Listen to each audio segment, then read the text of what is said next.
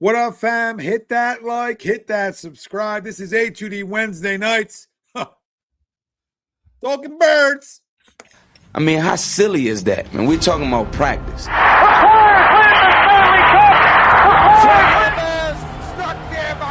The Philadelphia Eagles are Super Bowl champions. Eagles fans everywhere, this is for you. Let the celebration begin. Hey, what up, my family? Welcome in. This is A2D Wednesday nights, only on A2D Radio every Wednesday. Brought to you by our doc. Make them yours. Dr. Paul Vidal, Specialized Physical Therapy. Locations Burlington, Cherry Hill, New Jersey. Find them on the web, specializedphysicaltherapy.com. As always, it's Ryan Alizik. It's Greg Mlakovic. I'm Tom Arnone. Everybody out there, let's talk about it. Phil's talk. Re-sign Kyle Schwarber. We'll get into that later on in the show. Eagles Raiders preview. Score predictions and players of the game. Main topic at hand. This is just a nightmare. Nate, you're a moron. First off, anybody's in the chat. And I'll address you later. Okay, I will address you later. I will undress you actually later. He tried to argue with me about it today. I know, me too. I wasn't having it. Me too. It's just unbelievable. But Eagles Monday night disaster. Main topic at hand. Ties into our poll question a little bit. The Eagles will break their losing streak with a double-digit win on Sunday. Do you agree or disagree? Let us know. Facebook, YouTube, Twitter, that's where we're live. Everywhere you get your podcast, we're there as well. Hit the like, subscribe, follow. Most importantly, join the conversation.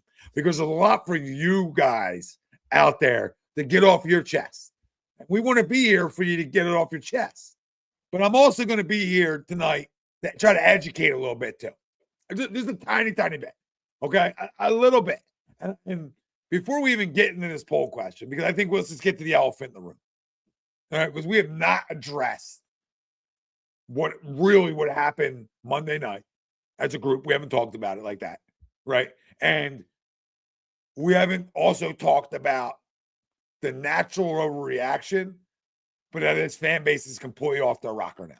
Like we are completely off our rocker. And that doesn't mean that I believe Jalen Hurts can sit in the pocket and pick you apart. So let me make that clear. Because there was nobody on draft night that was more concerned about that than this guy right here. There's nobody in the history of sports talk in this city that has kept it real when it came to Jalen Hurts from the beginning till right this minute. There hasn't been. And that's like, oh, look at Tom. That's the fact. There's tape on it. Go back and watch the timeline. There's nobody who gave flowers when the flowers need to be given quicker than me. Where most guys die on the hill. Most guys will die on it. And I sat here and have kept it honest about him from Jump Street.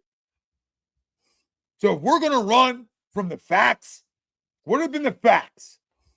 He's a winner and he's a leader. Don't run from the facts. They've been there from day one. And none of that shit's changing. Okay, what are the other facts?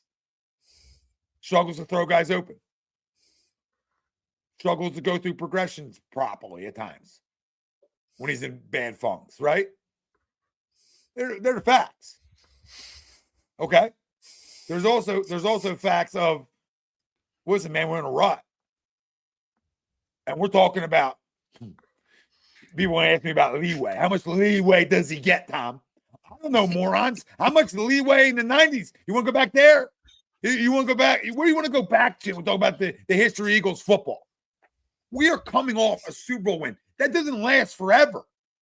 I'm not telling you, like, he's got next year. He's got next year. I mean, what are we talking about? We're going to sit him down for Tanner McKee? I can like Tanner McKee. I can think he's serviceable in this league. I believe. But to sit here and clamor for the goddamn backup quarterback is absolutely outlandish. And I know he's played like crap. I know it. I've watched it. I know its flaws.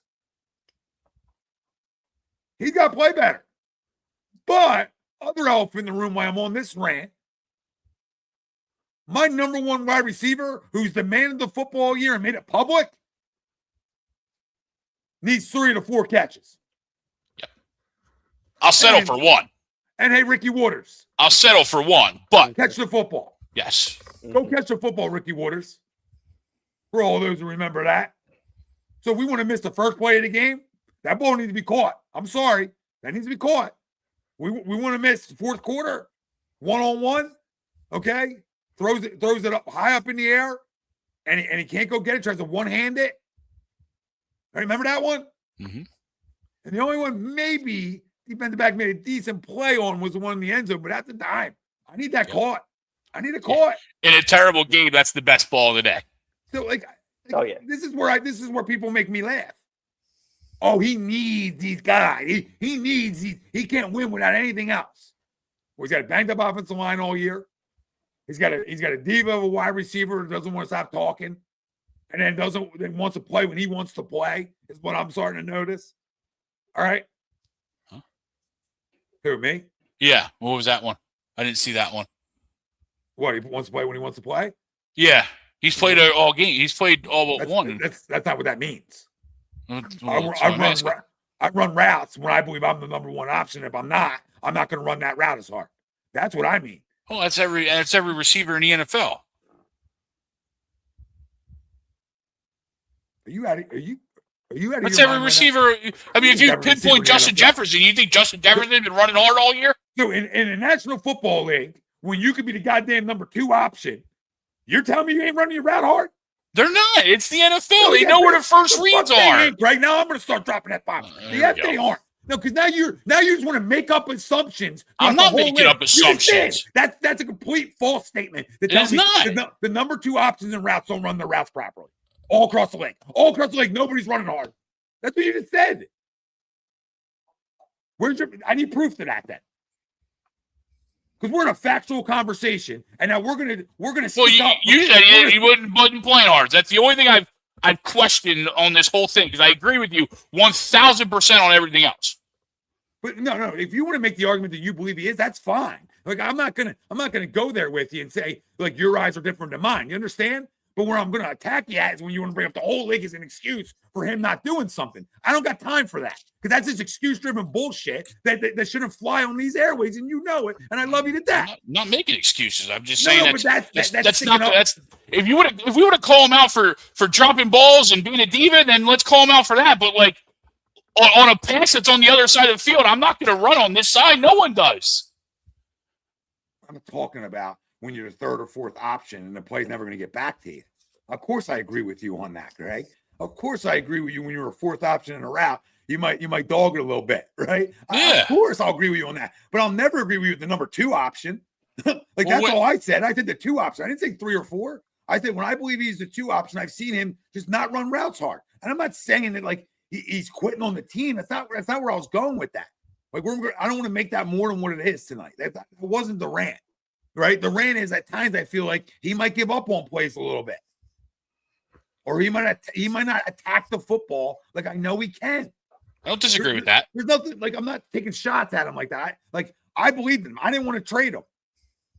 But when you're going to come up small now, and now we're just going to look at the quarterback when the number 1 wide receiver came up small, that's also not fair. We talk about benching him and bench JJ too. We're going to look real good then. Well, yeah, we got a whole You know what I city mean? we got a whole city to look at if we're holding Jalen to this standard. And I don't want to go. We went 10 minutes with this almost, but like the last point of it is now we're talking about firing coaches, like the head coach, like arguably the winningest coach over a span. Like, can we give that a minute before we fire? Like, can we just give it a couple more minutes before we're firing them? I don't even think it's arguable. I think he just is the winningest coach over the last 4 years. He's like top 5 of all time in his first 5 years at like a 70% clip. And Swoopy, sometimes he does block though, right? Like again, I'm not going to crush AJ for everything. Like there's times I see him blocking big time downfield, right? So this isn't that, right? Again, it's a wide receiver though, like just get in the way, right? It's like what we used to say with JJ Redick playing defense, just show effort. Like, yeah, wide receiver and drive you, no, but as long as he's in the way, trying and throwing effort, good enough for me from a number 1 wide receiver. Yeah. And again, I mean, this isn't like for the people coming in late to the party. This isn't Jalen's done nothing wrong, and I believe in Jalen Hurts more than any other quarterback in football. That's never been the case here until we went to the top of Mount Rushmore and finished the job. You understand? then you give a guy his goddamn flowers, and you better shut your mouth. Now, it doesn't mean that you say, "Oh, this can continue." Like there's levels to this. I'm just not ready to bench him for Tanner McKay. I don't know or what anybody. I don't know what statement that gives to your team. I don't know what that statement sends to the player. I don't believe in any of that. If you believe he's the guy, and you believe his work ethic is what we always have talked about, the leadership and his ability to run the football, which we haven't seen enough, like they got to unleash what Jalen Hurts is. Jalen Hurts is a playmaker. Huge Jalen Hurts is a playmaker. Last thing, RPO, and when you drop back and throw regularly, allow him to go one read and go. Like allow him, stop making him something that he is not. God damn it. He can't sit back there and throw it 40 times a night. We've saw these results. It's always a lot of picks. It's always a lot of turnovers when he does that. I mean, we had that sample size. So RPO format, allow him to belly to the back, run it himself, or even go out of it and throw it at times. But take it out of making him something that he's not. That's what I hate about it. That's what you want about firing coaches. That's fireable. Okay, sorry, guys. I had a lot to get out because a lot's been sitting in my chambers. And You're good. And I'm sorry for yelling at you. No, all right? Good. I just It's don't like fair. you making excuses for freaking show ponies. You understand? I'm just not trying to blame somebody for something that we don't know necessarily isn't happening. You know what I mean? That's all. But my eyes tell me that I watch it at times. That's all. And it's That's not fair. every play. That's not. That's fair. Again, I was fired up. I'm with you though. I'm with you 800. I'm with you 8,000% because we become an unserious fan base. We become a fan base that can't sustain a winning window. Right? We become a fan base that, oh my God, we might win the division, but losing the first round of the playoffs after a year after the Super Bowl. Hello. And that's a terrible season. If we go good season, bad season, Super Bowl, bad season, Super Bowl, I think it's a pretty good run. Yeah. There's a reason why there's only so many double repeats and no triples or one triple winner in the NFL because it's hard. You go through these things. I'm going to look at the body of work, and when Jalen Hurts has had a real offensive coordinator, he's gone to 2 Super Bowls and has probably played the best game of his lives in 2 Super Bowls. When we've gone to Super Bowls and won one, and we have to find an offensive coordinator in-house, regardless of how long they've been around the team or how long they've been around Jalen and Brian Johnson's case, right? We struggle. There's no fault to that. That's our fault for being in the Super Bowl and being late to the party. It's our fault for being good. It's our fault for being good. And thinking somebody in the building, because there's no other options out there, because I really want people to riddle me, who was out there when we named Brian or when we named Kevin Patullo offense coordinator? Nobody. Who was available? Nobody. Not a single person. Nobody's going to put you in the same spot because Brian Dable wasn't available. Well, the only thing Helen Moore left. Real quick, the only thing you missed in your great rant right there was you missed the fact that he hasn't had the same one either. Well, So, that's the other side of it. you nailed the fact that every time he's had a real one, you've seen the results. Yeah. Every time he has an in-house guy, you've seen the results. And then you had the other layer on. Again, this isn't excuses. These are facts. That No excuse. You had He sucked. Yeah, you had the same. He was playing his worst stretch of his career the last 4 weeks. But yeah, then the same offensive coordinator back-to-back years yet. That is the biggest in-house. That is the biggest problem that you can make of the whole thing. That doesn't mean his play doesn't need to be better. That doesn't mean when you're making $50 million a year that you got to put the cape on and you got to start carrying dudes. That ain't, he needs to. So again, worldwide leader of real talk, just giving you the facts and then telling you, okay, we understand those things. That's why I'm not benching him. You understand? That's the main reason. And he's doing this with Kellen Moore, year 2. Mm-hmm. Hold up. Wait a minute.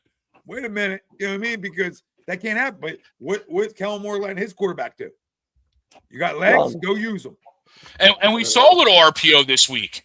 I actually liked what we saw offensively. Yeah, dude, you know what's weird? In the Chargers game. Like, I really moved the do. ball. We moved the ball great, I felt like. We were doing things offensively and getting what we wanted. What did we all ask for last week? I don't know. Well, what did we ask for? I know and we saw some. We just didn't finish them. Mm-hmm. Right? Right. What did you ask for? You wanted Jordan Mailata to be the player of the game, and you wanted to run to the left side and the outside. Yeah. Where do we have our most success? Bullshit call. It was. Bullshit call changed part of the game. It was. Yeah, but we got the other one later in the game. Yeah, but that's another weak one too. We call that one too. But you're right. You don't know that early what that touchdown does to the rest of that game. Right. I heard this. I forget who it was. Because we're going to talk about one of the premier, sluggers in the game in a little bit here, right? Jalen Hurts is basically like You're a moron, Brinks.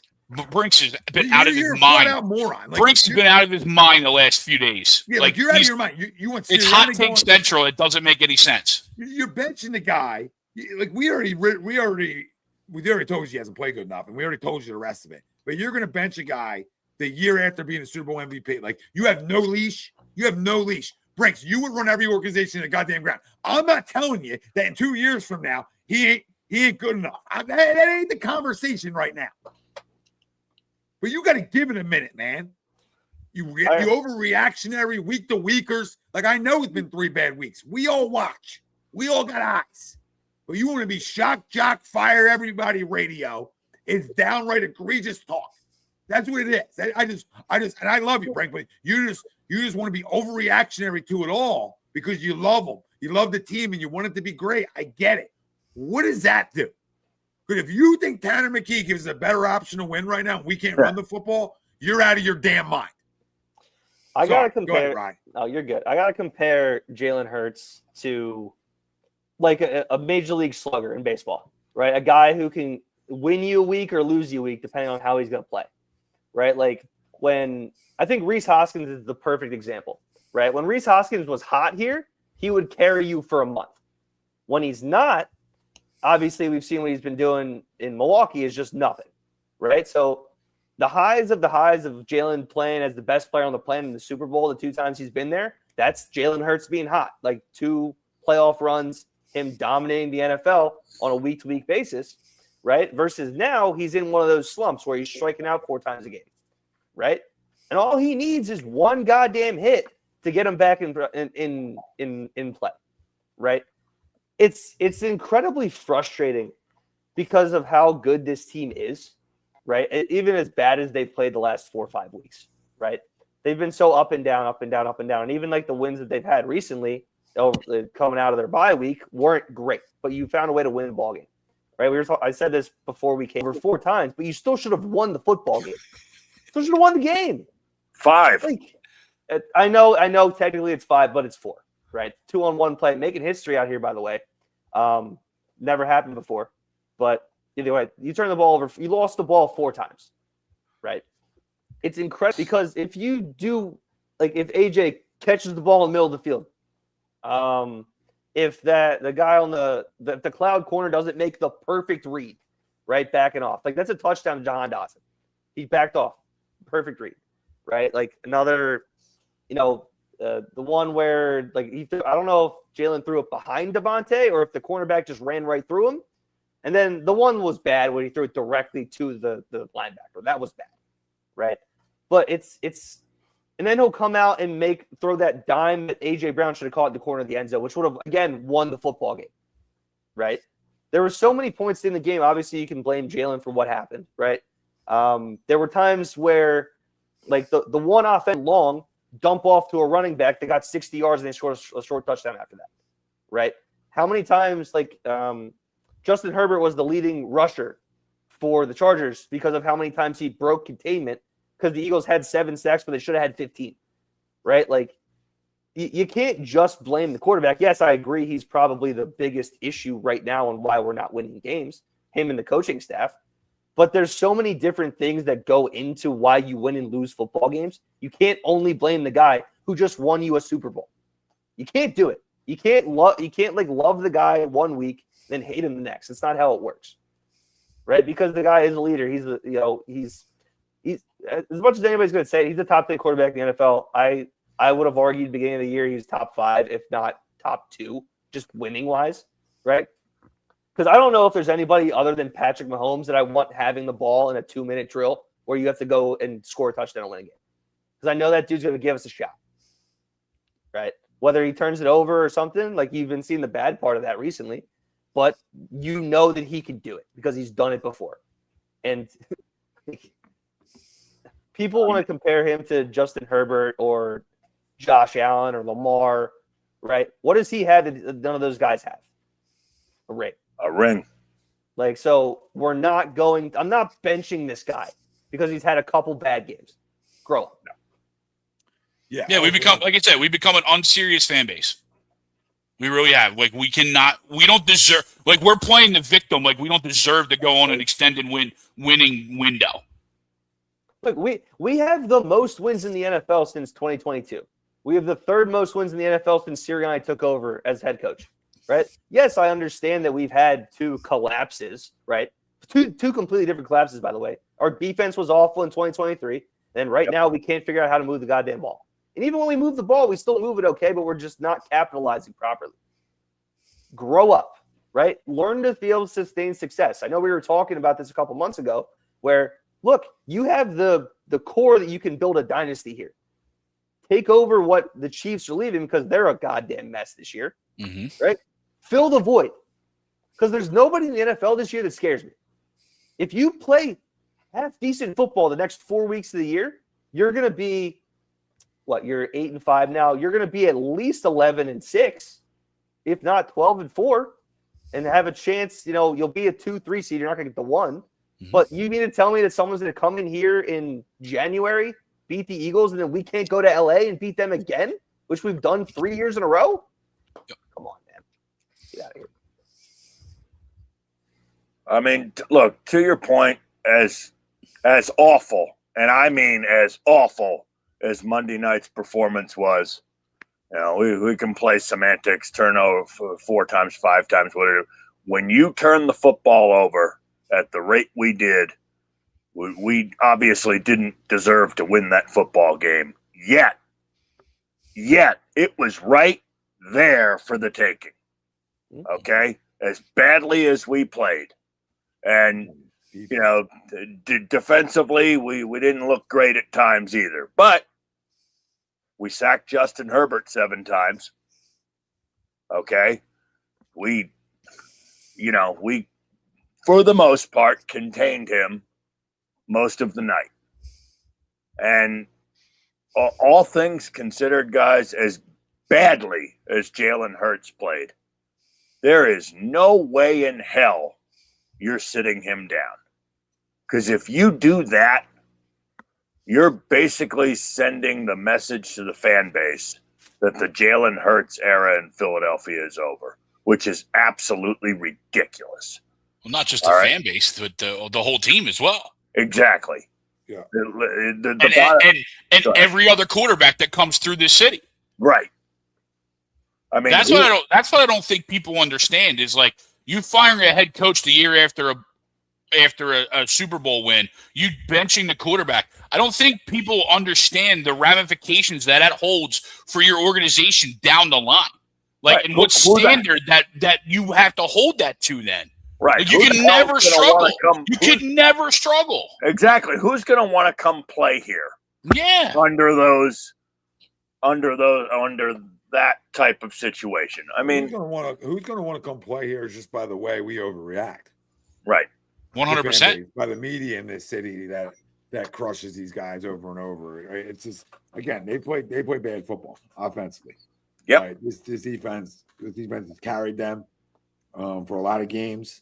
Yep. And I don't want to, we'll continue to talk about what's happened, obviously, but you want to sort of talk about moving forward, and and that's with obviously the quarterback right now and the head coach. So and that ties into, hey, we got to be on to the Raiders now, right? It's time to be on to the Raiders. It's time to figure out a way to win a football game, right? Because that's how you end stuff. That's how you end a little bit. You calm things down. A win will calm it all down. It will settle it, even if it's not pretty, glamorous, etc. The win will just settle it. Doesn't mean people aren't going to, it's Jalen. I'm not saying that, but it'll settle it a little bit. Oh, by the way, great news. I agree to the poll.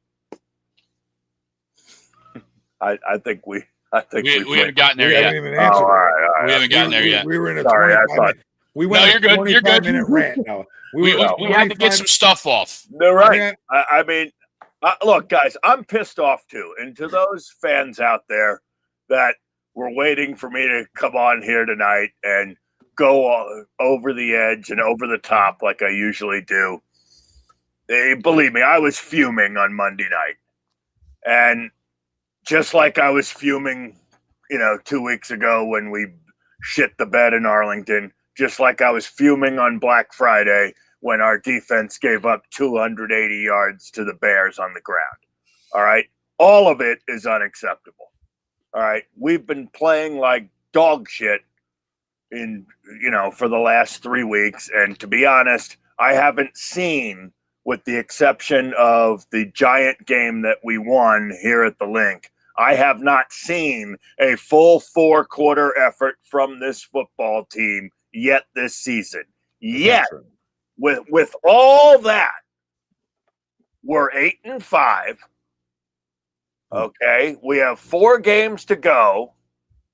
We have a gift schedule the rest of the way, as long as we get our head out of our ass and take advantage of it. We have the piss poor Raiders, all right, and they ain't your father or grandfather's Raiders from the 70s, all right. Al Davis is long gone. Just win, baby, my ass. All right. That's all we need to do. Okay. And we have the Commanders we play them twice in the last 3 weeks of the season, who are beaten, battered, bruised, and pretty much left for dead. All right. And if they're smart, they should play Marcus Mariota, but we'll see. Well, they're not a very bright organization, so it wouldn't shock me at all if they try to run Jaden Daniels out there. The only thing I would have Jaden Daniels do the rest of the season, if I were the Commanders GM, is say, here, kid, hold a clipboard, rest up, and we'll see you in training camp next year. Yeah, now, real quick to the poll. Eagles will break their losing streak with a double-digit win on Sunday. Agree or disagree? You could say, like, how could they be giving 11.5 points to anybody? And they gave 11.5 points to the Cardinals in 2023, and they came in here and won. So you ask yourself, how are they giving those points? And the fact of the matter, they're giving those points because they're a better football team. I mean, that's just at the end of the day. They haven't played well. They right over the last 3 weeks, say how they giving anybody points. Well, the Raiders are that bad too, and we are still good. We haven't played well at all. But I think this is a game where they go beat up somebody. And this is a take it out game. You take it out on a team. Go take it out on somebody. I think this is what we're going to see on Sunday. So they're going to break it. They'll beat them up, and then boom, we're on the Washington Bills, Washington. Yep. So on the Washington away, and Bills come here. Obviously, no, we go to Buffalo. Last time they played the Bills, that doesn't make sense. We go to Buffalo on December. Oh, it's not every other. I thought it was every other. Okay. We're back. Yeah, that's the other sneaky thing in here too, Tommy, is our schedule. Right, our schedule has been completely jacked up all year. Yeah. No duplicate home games. And naturally, of course, when you're a good team and you're the Super Bowl champs, you're going to have a lot of primetime games. And we know those always throw off preparations and weeks. And again, start to look at things that have gone wrong this year. It's just another little checkbox of no sustainability of staying home, right? We have not had one, this is obviously, we talked about this ad nauseum, but no 2 home games in a row. It's just a strange season overall. I absolutely agree to poll. Kenny Pickett, Kenny Two Gloves is not coming in here and throwing it all over this defense and not winning, not putting up any points. It's not. I mean, this is, again, Tommy, you said it perfectly. How can someone sit here and say roll job? But I'm going to sit here and say roll job. This is the Colorado Rockies coming into town. Or you go into Colorado and putting up 12 in the first game against whoever they're throwing out there. You know what I mean? Like, this is what that is. So, perfect timing for that. And this is the get-right game. This is the game that we're going to sit here and come in on Sunday night and be like, we're back, baby. Maybe not there, but we win 3 out of 4 going in. All this noise in the chat and on dial radio will be completely different. Not even 3 out of 4. If you run the table, Well, if you run the table, yes. Which is hard to even say right this minute. Yeah. But if they somehow figured some things out and were able to run the table, we have a way different outlook going into the postseason. It's not impossible, Tommy. I mean, No, the Bills don't look great either. No, they've had their ups and downs. Yep. We got the best Bills offense is good. Yeah, we got the best player on the planet. So their offense is good. You know what I mean? Because he is. He's the best quarterback in the league. Anybody's got somebody else up there higher than him, let me know, because they're not. Everything's still out there for us. Stafford, but Stafford's 40. yeah. He's a man. I'm going to disagree. This game gives me last year's Panthers games vibes, where you should have a team come on in and you should kick the shit out of them, but it's going to be a grinded out game where you're going to be in control the entire time, but you're going to hate it the entire time. So I wish the weather was going to be better this weekend, because what I did for that game last year was I went and played golf with my cousin, and we had the game on my phone while we were playing 18, and I kind of sort of paid attention, and we kind of like, oh, cool, they won. And I didn't get pissed off because they played bad. So I think they find a way to win by like a touchdown, but I don't think it's gonna be double digits until this team can show me they can sustain something offensively, because their offense is awful in Vegas. It's so bad. It's one of the 2 offenses that has been worse than the Eagles over the last like month, whatever. So as long as they can contain Genty and Brock Bowers, you shouldn't have a problem with their offense. But again, until this offense shows that they can move the football and like actually capitalize and score touchdowns, I'm not picking them to cover a spread the rest of the year. Yeah, and that's fair. The only I hear you. The only disagreement I have with you is comparing a game last year that didn't mean as much to this one. Like last year, it can be an you overlook a team like Carolina. You're not in the position this year to overlook. That's my only disagreement of the whole thing. Not that they won't, you know what I mean? They could very well just win by a touchdown. But I think I think that'd be more just them not being good enough than them overlooking them. Make sense? Like I don't think they're in a position to overlook. I get where you're at. I also think that like, you know, there's almost like, oh my God, I can't believe we got to play the Raiders this week. Like, all right, we're gonna beat the shit out of them. But then they're kind of like, all right, you know, and not that they can even say anything like that right now, but just talent. Just look again, but just looking at them talent-wise, they're just like, oh my God, why am I watching tape on this guy? What am I doing this for? Like, we're gonna go out there, we're gonna roll them. Well, we haven't played well. I know that, right? But it doesn't necessarily mean that like they're gonna take preparation that much more seriously this week than they have. Well, not saying that they haven't been doing it. I would like to think that I would, but I can't say that they're going to. Now, I think that's more of a coaching thing at this point because, again, we've talked about like the personnel that we have. The personnel's the same, other than Mekhi Becton leaving. So they're done. No, I'm not saying they're done. Well, they're done. It's what you're saying. No, I'm saying you got to prove it to me. No. That's different. It's different. That's not the point. You're saying that they like aren't going to take off. They lost 3 games in a row. They haven't played well. Then you're going to tell me that they're not locked in on the little things right now to get out of that. That's a problem.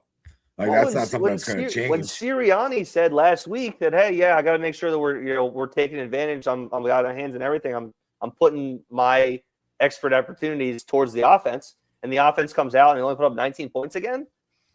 All right, but they look better. Great, they looked better. Awesome. But that's not the conversation.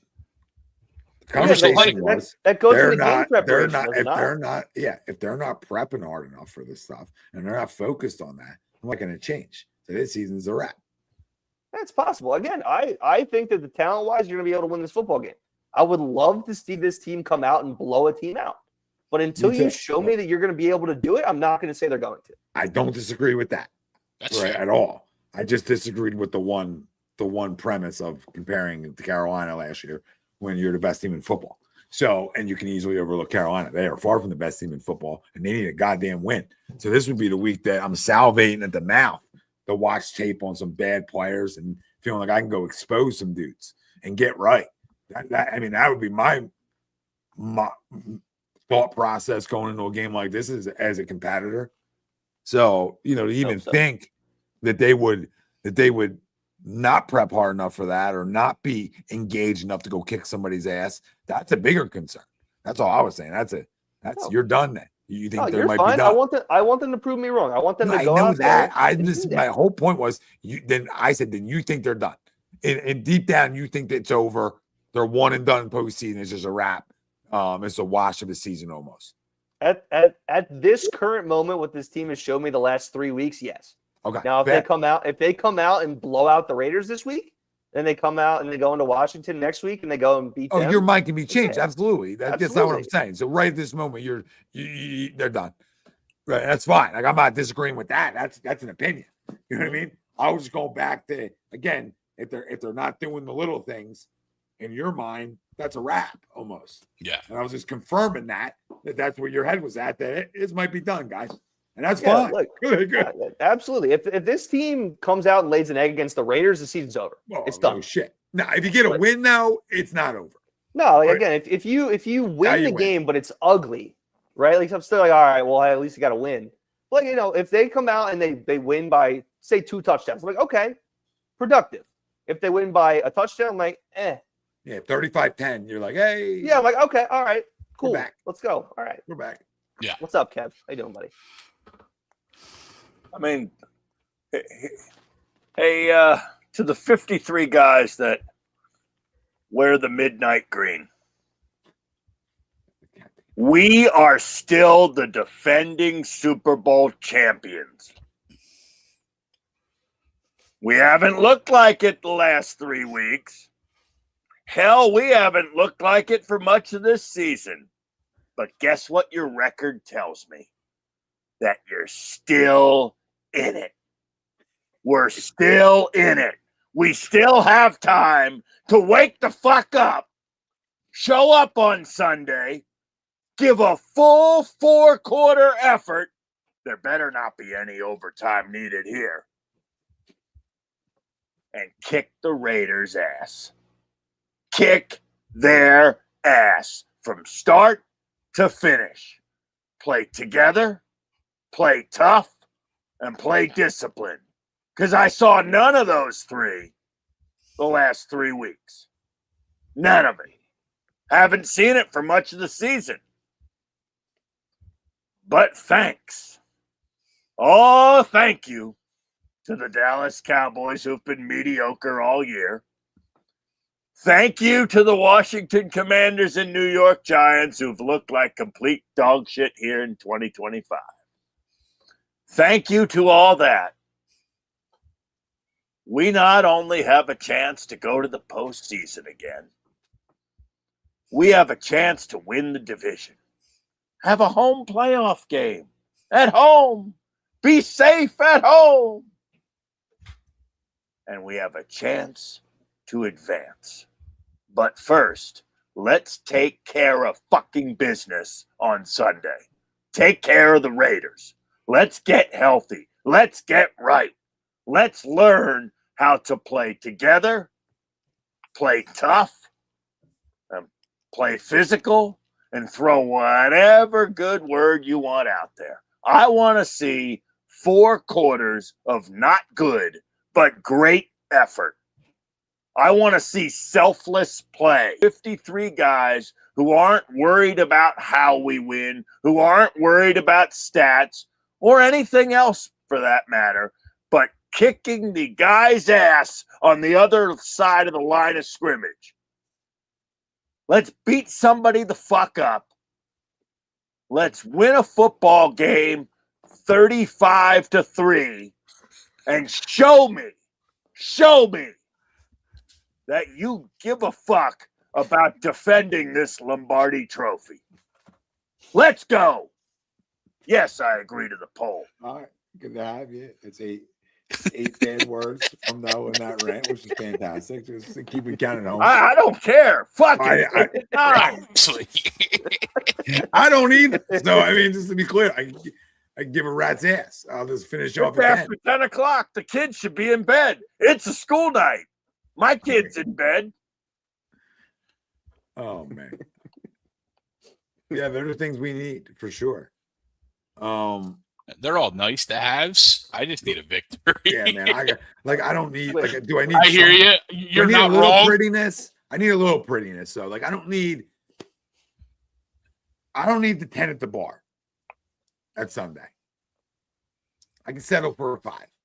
I mean, well, one extra. I mean, one extra Soko and lime just to be able to, see that undressed. Okay, hypothetically, right? All hypotheticals. So, yeah, I'm good with the 5. I mean, I'll settle. Think it straight. Fuck it. But I will settle. I will settle for a good win. Yes. You know what I mean? Something I can be like, all right, we played better this week. That's a positive. That's all I need. I need to leave with positives offensively. And defense, the biggest concern going to be on the field, the whole goddamn year is, they don't end up laying a damn egg against a bad offense, right? Mhm. A guy that they've seen before, right? We talk about Kenny Pickett. He's been here. So I hope that bodes well for this football team. Mhm. Hard to take the football away as much as they did last week or be as physical as they were.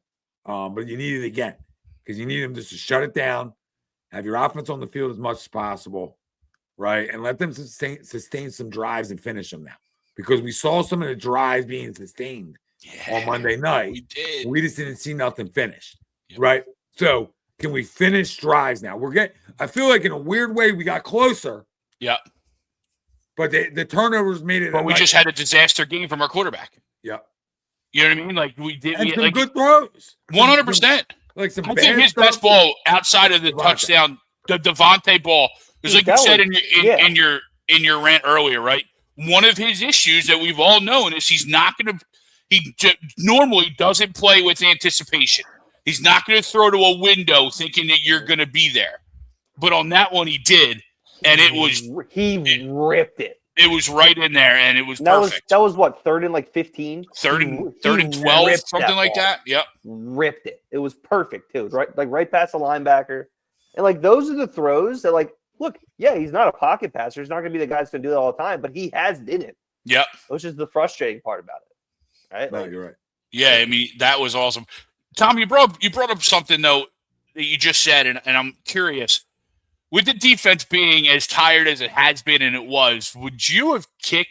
Would you have deferred, or would you have taken the ball first in overtime? It's so hard because they were whooping their ass up front, right? So I agree.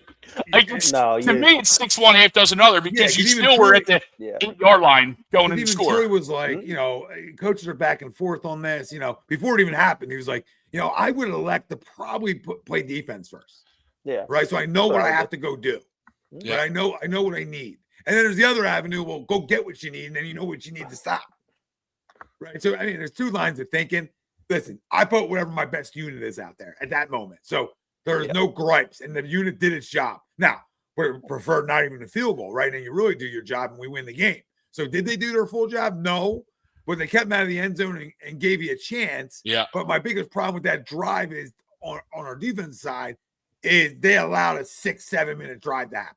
Yeah. Which can't happen. That cannot happen. So that's the Monday morning or Tuesday morning saying, probably should have played offense first. Yeah, that was my only thought too, just because how tired they had been. And they literally just got off the field trying to stop them. And it was just, again, you're right. It's 6-1, half dozen another because we were right there at the end. He connects it to Dotson. He's at the 1. We're push away from going in. If Dotson doesn't score itself, right? Well, Saquon, they made us 2 things. The offensive lineman wanted to go get up to the next level in the goal line, which doesn't even make sense. And he cuts that in a little bit. He's got a touchdown. If he reads the D lineman crashed in there, or if he's able to read that, he goes back hip, back right hip, of, I think it was Steen, right? He's got a touchdown. Yep. But he read it wrong, went inside, boom, gets tackled on that. That would have been a walk-in, not a walk-in touchdown, lower shoulder, you're in. You know what I mean? You fall forward for a yard. That's what it would have been. So, again, that's just the culmination of what's transpired through this entire year is different guys missing little things throughout games. He missed another one later on in OT that would have walked it off. Okay? He cut inside. He had the whole outside. He's one-on-one with a safety. Who knows? Yeah, I remember that Who play. knows? I think there's one thing, like one of these little things that you're mentioning. The drop that Devontae had on like the 3rd and 8, right before the 2-minute warning. Yeah. Right? If he catches the ball, it goes to the 2-minute warning because they're not taking a timeout there. Yeah. Right? And how they kicked the field goal on the last second of the game, right? I think it was like 7 seconds left in the game or something. Do they get that playoff? No. They get the playoff because again, he dropped that ball in 2 They got to minutes. use the other time. It was like 2:15. Right. Yeah. I think it was like Yeah, 2:15. It was still there. So you kicked the field goal. So then you had the kickoff. Then they ran a play before the 2-minute warning. Right. So you can talk about AJ Brown all you want. Like that, I think that makes or breaks like the ability for them to get into field goal range to tie the game. Right. Then Jake missed a field goal earlier in the game. Yep. Right. Like Can't miss a 48-yarder inside. yeah. Again, like Guys, look, this is 3 weeks in a row at least that he's missed a kick, Sure whether is. it be They whether they it like- be an extra point or a field goal. they let go of the long snapper. They cut the long snapper. Then they're reactivating the guy that's been on IR all year. So I mean, look, you know, for what it's Sorry, worth, no, you're fine. For what it's worth, the guy that's going to be the long snapper again, Jake hasn't missed a kick with him versus the other guy who's missed like 6. I don't know how that matters, but either way. in overtime there, I wish they would have taken the ball. I mean, I can't blame them for deferring. I get it. At least you can see what you need. But our defense was so tired by that point. And I don't know. I would have taken my chances, taken the ball. At least at that point of the game, we were moving the football a little bit better. And I would have liked to, I don't know. I would have liked taking the ball there and see if we can score a touchdown right then and there, and tell our defense, hey, keep them out of the end zone and let's win the football game. Yeah, that's not good, Andrew. It's Jake Missy Yeah, Elliott, that's not great. 5-14 on 50+ yard field goals past 2 seasons. Yeah. Show me what are his playoff stats? I don't know those. Those are Well, he kicked 4 field goals in the Super Bowl. He was 4 for 4. Well, you remember leading up to the Super Bowl, we were kind of iffy on Jakey. Yep. We kind of had little question marks around Jake because of that, and he responded in the Super Bowl, but Yep. and it's tough, right? Because 50+ yarders, not generally you're like, all right, well they're 50 yarders, but now in today's world, in today's NFL, they're chip shots. Yep. Yeah. I mean, you got Or guys perceived as chip shots, right? Yeah. Especially indoors. Yeah. I mean, there were no weather elements out in LA. I mean, this Yeah, was you can't indoors. miss those. No, you look, for a kicker. I hate to say it, and I like Jake Elliott. I appreciate everything he's done here since he's been here, and by and large, he's been a great kicker. And I don't want to shit on the guy, but the bottom line is you have one job to do, and that's put it through the uprights. So we need more consistency there, whether it's a 47-yarder or a 54-yarder. You got one job, and that's to put it through the uprights and put 3 points on the board. Yeah. And, Anything inside of 50 yards, there's no excuse to miss it at this point. that's right. The other thing, too, when you look at those drives, especially the one to end the game, like that's where our lack of being able to run the ball consistently comes back to bite you, because in that third down to Smitty, you got to throw. You almost had to throw it because you were already in field goal range, and a loss for a bad run takes you out of it almost. Yep. And you had to put it on Jalen and in the air, running the football and making them use the timeout, or just mixing in runs down the whole time, because we can't run the ball effectively right now. Like we go in spurts. We did better, and I liked that we saw more under center play against the Chargers because we didn't see it against the Bears, and we didn't see it against who's next. No, just Dallas and Bears, right? But it felt like we went away from it in the Dallas game and in the Bears game, and we went back to it with some success. So, but our lack of running this year, like, almost ruined that drive because we couldn't run the clock down all the way and kick that for the game winner. We had to go back on defense. Yeah, Tommy, I saw a comment you made, and it was very astute, as most of yours usually are. When we passed the ball less than 25 times, what was our record, Tommy? I don't know what the record is. Do you know what the record is? I don't know off in hand, but it's ridiculously good. Right. So, and that's where this falls on the offensive line too. And don't get me wrong, I know Saquon hasn't had a great year, and I know there's been, plays he's missed too. But we need to develop an attitude again up front. We need to start mauling people. And I get it. We're dinged up. We're hurt. If we want a shot to get where we want to be at the end of this season, which is repeating as champions, this offensive line has got to get it together. And I know I sound like a broken record. And for much of this season, we've been out of sync. We've looked awful, whether it be penalties, missed blocking assignments, you name it, or just getting, quite frankly, our ass whooped up front. But if our offensive line can get it together, it would really, really, really help. It would really help the cohesion. It'll help us sustain drives.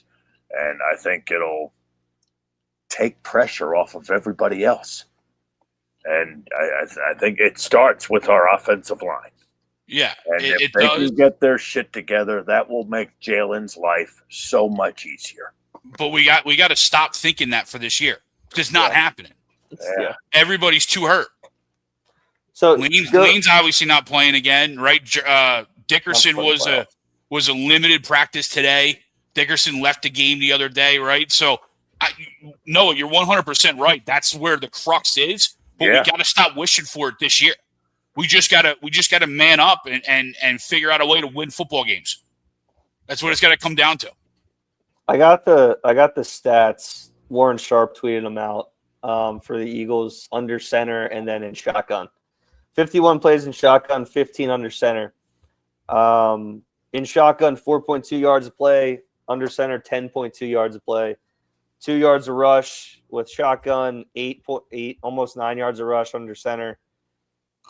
5 yards a pass, 4 picks, 16 yards a pass, no picks. So I know the rushing is skewed because of the fake tush push, Saquon run, but clearly you're passing out of under centers better, like because you're mainly doing play action, right? Like we've seen that they can be effective on. I'm not asking them to do it all the time, but maybe do like a 60-40 split, right? Make guys think about it a little bit. I don't know, man. Especially like it gives your offensive line a little bit more time, I guess. Mm-hmm. So I don't know, because obviously you're dealing with injuries, right? Why not try to go with something that you've seen in small sample sizes? It works. Give it a little bit more effort, right? Put a little bit more into that. I know Jalen hasn't really ever been a passer out of under center looks. A lot of guys nowadays aren't really passers out of under center. Right, but they've shown that play action this year has been really effective out of under center. So do it more, I don't know. Stretch runs, right, have always been pretty effective with Saquon as opposed to doing your inside zones. I still keep seeing. I know I sent this into our group, I think it was last week, where it was a guy on TikTok just saying like, inside zone or Saquon up the middle, ball. Eagles punt. Defense hits the ball back, and then they do the same thing over and over and over again. All right, cool. It's not working. Let's try something else that showed a little bit of success. It's like the John Cena 5 moves of doom. Yeah, pretty much. Yeah. Yeah, run them off tackle. You know, Yeah. Look, I said And it we out. did. Again, And we did. we did pretty well, effectively in the first half. Where again, obviously, there was a couple drives in a row where you had like 3 runs of Saquon getting like 7 or 8 yards in a row. Yep. Why did we not do it again? Yeah. Why? It's like, okay, cool. We went to that. That's awesome. Let's do this again, where we lose 3 yards in the initial rush, right? And I think the first play of the game offensively, an RPO for 12 yards. Pretty sure, yeah. To the left side, behind Jordan Mailata and Landon Dickerson. Yep. Kind of like exactly what I was talking about last week. Which is I think I put a message in the group chat like, oh look guys, because I know it's not Sirianni watching the show. It must have been Stoutland because he's the run game coordinator, so he's watching the show. Jeff, more runs to the left. It's Howie. Howie's the guy that watches. Howie's watching. Okay. Howie's watches. Guys, run left side behind Landon Dickerson and his banged up calf and Jordan Mailata, who's 400 pounds. Go that way. Don't go towards Tyler Steen and your 3rd string right tackle, please. And Fred Johnson. Love you, Fred. But let's not run behind you. Like, come on. Incredible stuff. Incredible. I love and hate being right at the same time. It's always fun. We just needed to win a football game. Pretty much. And I thought that it was setting up for it, right? Even as ugly as it looked, like we said right early in the show, right? As ugly as it looked, we were still right there. And then we had to throw on one more layer of ugly, right? We had to throw on one more layer of ugly. Either way, you're still getting this right now. Like win. Oh, you mean like the noise? Yeah, we're still having the same 100%. conversation. Because it didn't look good enough. Yeah. Right? It's the Noah rant. Right? It didn't look good for 4 quarters. Monday night didn't need to look good. That's the problem with people. No, you just needed to win the Monday night's an 8-14 versus an 8-14. You got to go win a football game. Yep. Right? And like we said, we outplayed that football team for the most part. And we cost ourselves a football game. Yep.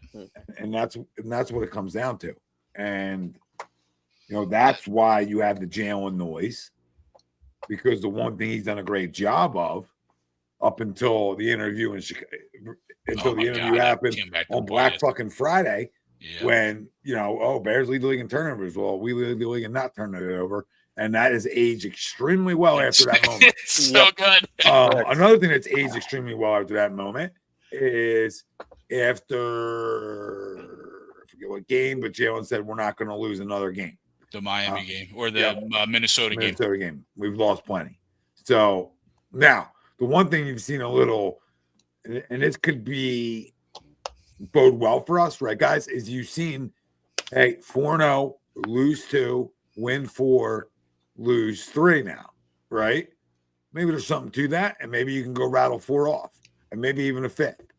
Which would be, most likely a divisional round game, but you never know, or a wild card round game, but you never know. You never know. You never know if other teams lay eggs. It can happen. Yeah, you're absolutely right, Tommy. Like, all you got to do is get to the playoffs at this point. Yeah, because it's a fresh slate, and then it's just 1 week at a time. It's 1 week at a time. Win that game. You want to go play 3. You want to go play 3 really damn good weeks of football.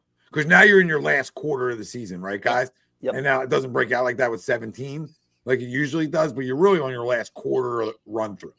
And you, like Noah said, you got time because you can play better in quarters per se throughout the season. So you have time to turn that around and play better. Yeah. Will they? I don't know, but you really want to go win these 3 games first, so that if you feel like you're playing a wild card round, you can go get the right guys off their feet that last week versus Washington. That's the ideal situation. That's why you need to go take care of the Raiders, find a way to beat Buffalo, which will bring everybody back in, beat the Commanders, however it works out, right? Those 3, doesn't matter the order, but go win those 3 games, and you can rest everybody versus Washington, most likely, depending on the 1 seed and what's up there, right? Yes. Yep. But depending on that, now you can give guys a week. Isn't that crazy? Like you said, that's crazy to think that we still are sitting here in a scenario where week 18 doesn't mean jack. Well, yeah, I think, And yet we're benching quarterbacks, we're firing coaches, all hell's breaking loose, and when all we need is a goddamn healthy Landon Dickerson. I mean, you want to be honest? You guys want to be honest in a conversation? We're a healthy Landon Dickerson away from being able to do what we want to do. He can't move anybody. Yep. He's banged up. So when you can't move anybody, here's a body. So, I mean, that's the problem. And Cam Jurgens isn't healthy enough. And Lane Johnson's out. Yeah, I mean, Lane doesn't help you being out. So that's where you need other guys to step up, man. And that's where Jalen comes in. That's where AJ comes in. That's where Saquon comes in. So Saquon, you can't miss vision plays. You can't, man. I'm paying you too much money that if you lose a step, great. You can't lose a vision. You understand? So like come on. I can't lose that part of your game right now. That's a focus. Yeah. Especially that whole late, like that was the game. That one that he missed late where, like you said, he went inside and he had the hole wide open with a blocker out there in Devontae. Yeah. That one, like, you're just like, oh, you can't miss that. You can't miss that. But that's where we are, right? Like, that's our season right now. That we're missing, like, that he doesn't miss that hole last year. You know what I mean?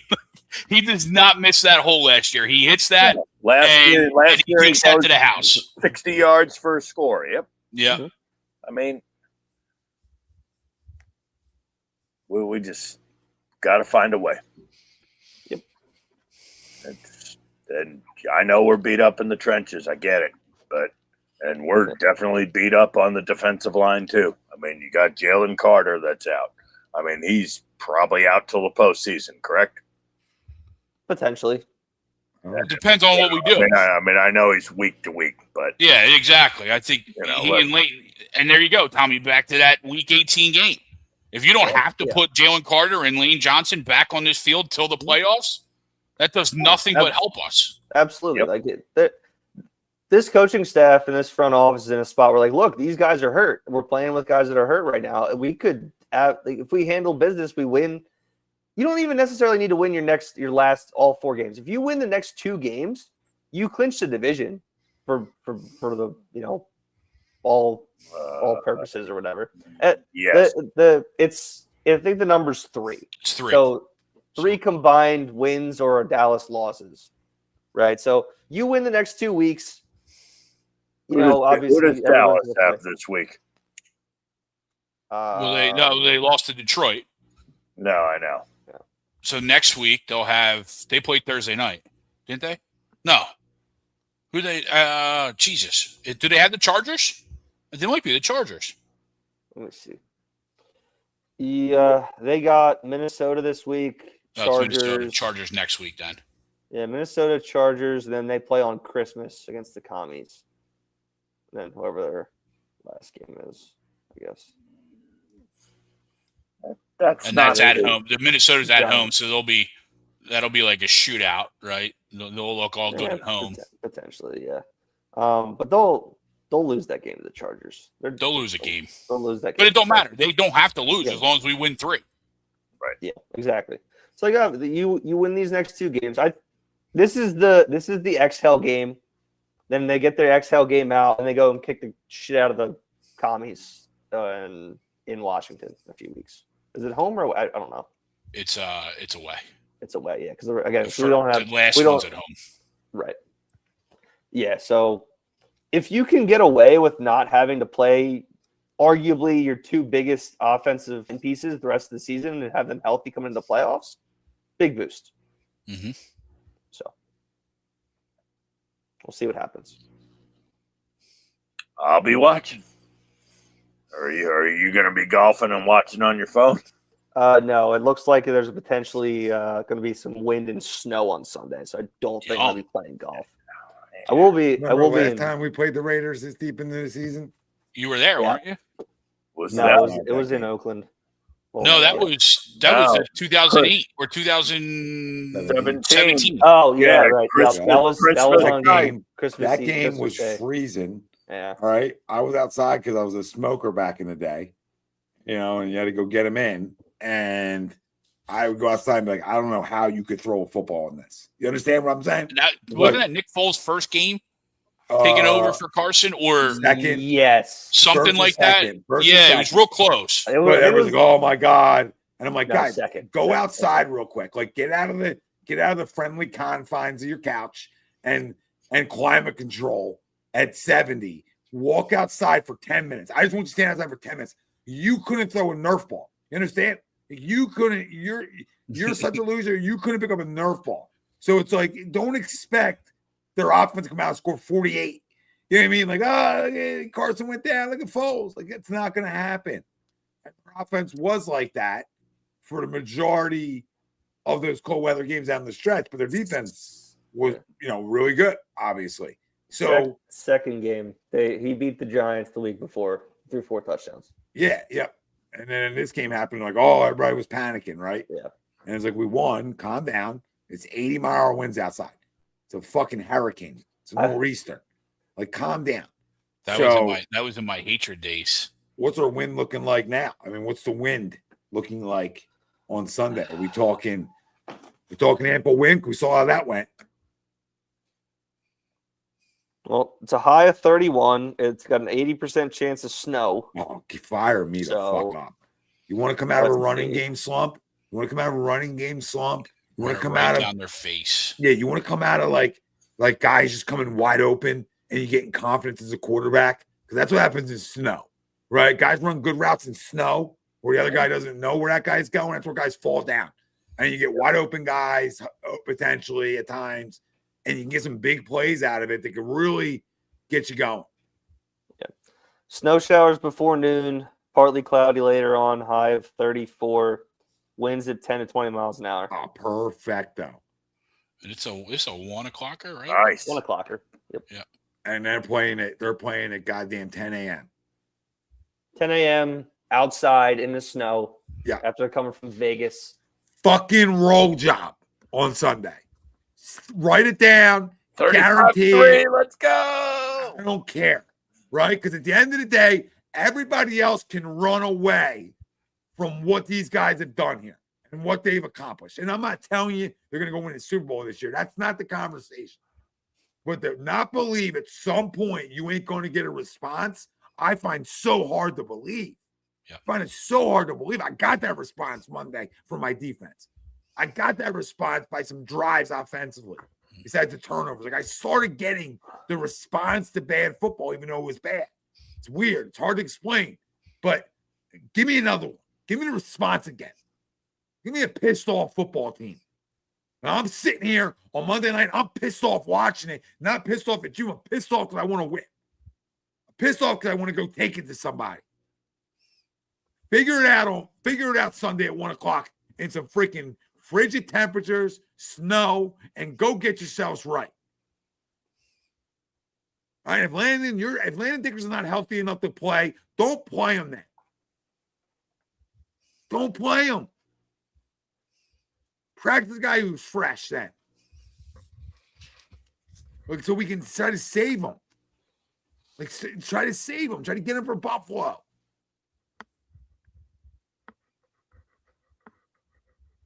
Yep.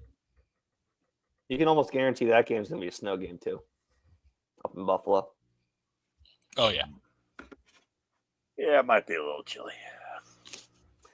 I will be in Florida for that one, so I will have the opposite of whatever the Eagles are going to be dealing with in Buffalo. Sorry, I said 4. I said 4 games. I don't know why I kept saying 4 games. It's 4 games. It is 4 games. 4 games left. Yeah. You have 4 games left. Raiders, Commies, Bills, Raiders, or Commies. Oh yeah, come back out on the Raiders when I was looking. Look at me. I'm a freaking moron. Oh my god. Yeah. Back.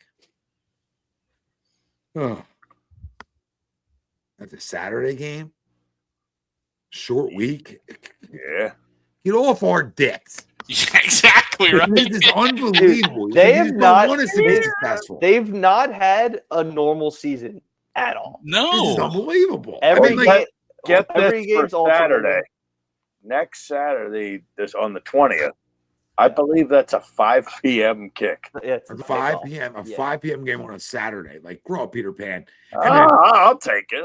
I mean, that's fine for us selfishly, but I would appreciate a little breather when my Thank God offensive it's line just can't the even- commies. my offensive line can't even walk.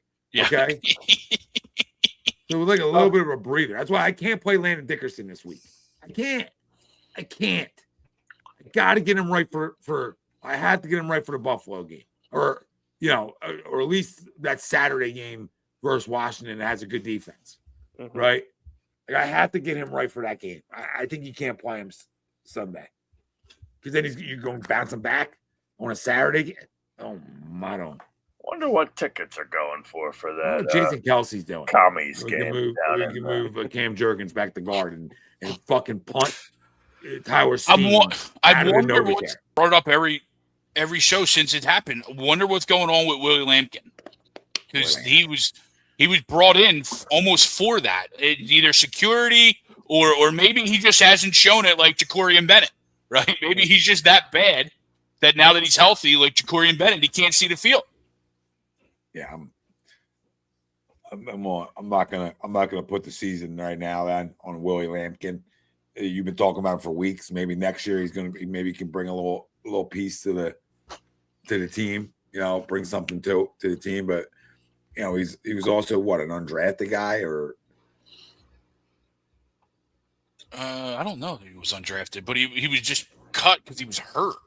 Oh, by somebody else, Willie Lampkin. Okay, that Willie Lampkin. It wasn't like a guy. No, it wasn't. It wasn't the one of the guys that they drafted. That's Miles. That's Miles Hinton or Hilton. Okay, yeah. I know Willie Lampkin. He's played Yeah. for a little bit. He's with the Rams. Yeah, he's a center guard combo, right? Yeah. Okay, sorry. This has been. But he did. But you're spot on. He did go undrafted though. Okay, felt like he was. Mhm. Look at the kid. Well, Yeah, he's Lakeland High School is right down here. Drafted because he's undersized. Well, Yeah, he's short. 5'11". He's short. Yeah. Oh, fuck me. He's a short little nugget. Nug. Yeah, well, He's a nug.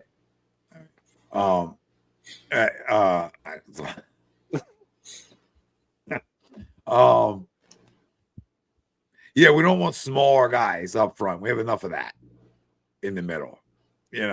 Cam's small. Mm-hmm. And Tyler Steen's, I don't know if Tyler Steen moved anybody all year. So No. Yeah. I could have told you that in August. I told you that in May, maybe April. Second, Mekhi Becton left. It is March. Whenever he is- left. It is interesting if you Before he think left. about it. Probably your weakest link on the offensive line is the one guy that has zero vision of what's happening in front of him because he's the slapper of the snap. Yeah. So he's standing up. He's not able to. He gets a glance, but he's not able to sit there and read. He's waiting for Jalen, tap, look, gets blown up. Maybe we figured something else. Obviously it's not happening now, but maybe we go into next year. We figure out either have somebody else be that slapper, or maybe find a new option so like our offensive line can scan what's coming at them in 0.7 seconds. I thought we just slap down the fucking line like a bunch of idiots. Each side will slap. Go. How about we just hike the football? Yeah. How about we're all ready. Quarterback's not a moron, hopefully. Everybody's set up. We're ready to go. Let's go. Okay, now you change that, Greg. You put it in this week and say, all right, we're going to knock this off. Hand the dirt. Let's go get after people. Right? Let's get low because what's all about being a good offensive line? Staying low, right? Being able to stay lower than the guy in front of you and drive him. Holy cannolis. This is unbelievable. We just build things off of things. Like we can sit here at night and this thing just gets worse, right? Yes. Because the little things, like what? Why are we tapping? Like the tap hasn't worked. All right, it's not Mekhi Becton who's 900 pounds. Like he's a specimen. Like we got off the bus last year and we beat you. That's how big we were. Like we got off the bus and like, oh my God, we're in for this. And you're talking about 300-pound defensive lineman saying, oh my goodness gracious, everybody's 340. You know what I mean? That's what it was. It was unbelievable. The smallest guy was Cam Jurgens, so you could not hide him, but you don't get exposed by two guys being smaller. And Steen, you need You need a big guard. Like you need somebody alongside those guys like Dickerson. You need somebody on the right side, same way. Like you just can't. You get blown up too much in the run game. Yep. And here we are. Yep. Hey, Mr. Malmos, how are you, buddy? Hope you're feeling well these days. Happy holidays to you. And yeah, you're absolutely right. Our focus, I think we need to focus on the offensive line again in the upcoming draft. But we'll not a quarterback. We're not drafting quarterback. No, we're not drafting quarterbacks. I think we're good at corner too in the secondary. You know, we will worry about a CB2 a little later in the later round. But no, I mean this offensive line, we need to take a look there. Yep.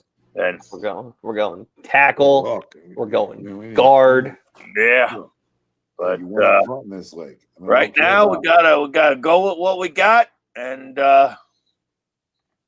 we gotta give it all we got. All we got, all we need. Yeah, because it's now or never. So, Caden Proctor. If we can't beat the Raiders, 369. That sounds that's fine, John. I mean, you had me at Bama, so like you had me at the SEC. Yeah. Monster offensive linemen's there. Like absolutely sign me up. This is not hard to comprehend. I mean, you need road graders. It's got to be a point of emphasis. Obviously, next year you got a lot of picks, and Stoutland, more looks like a circle right now, but you still believe the guy's got a gigantic body of work.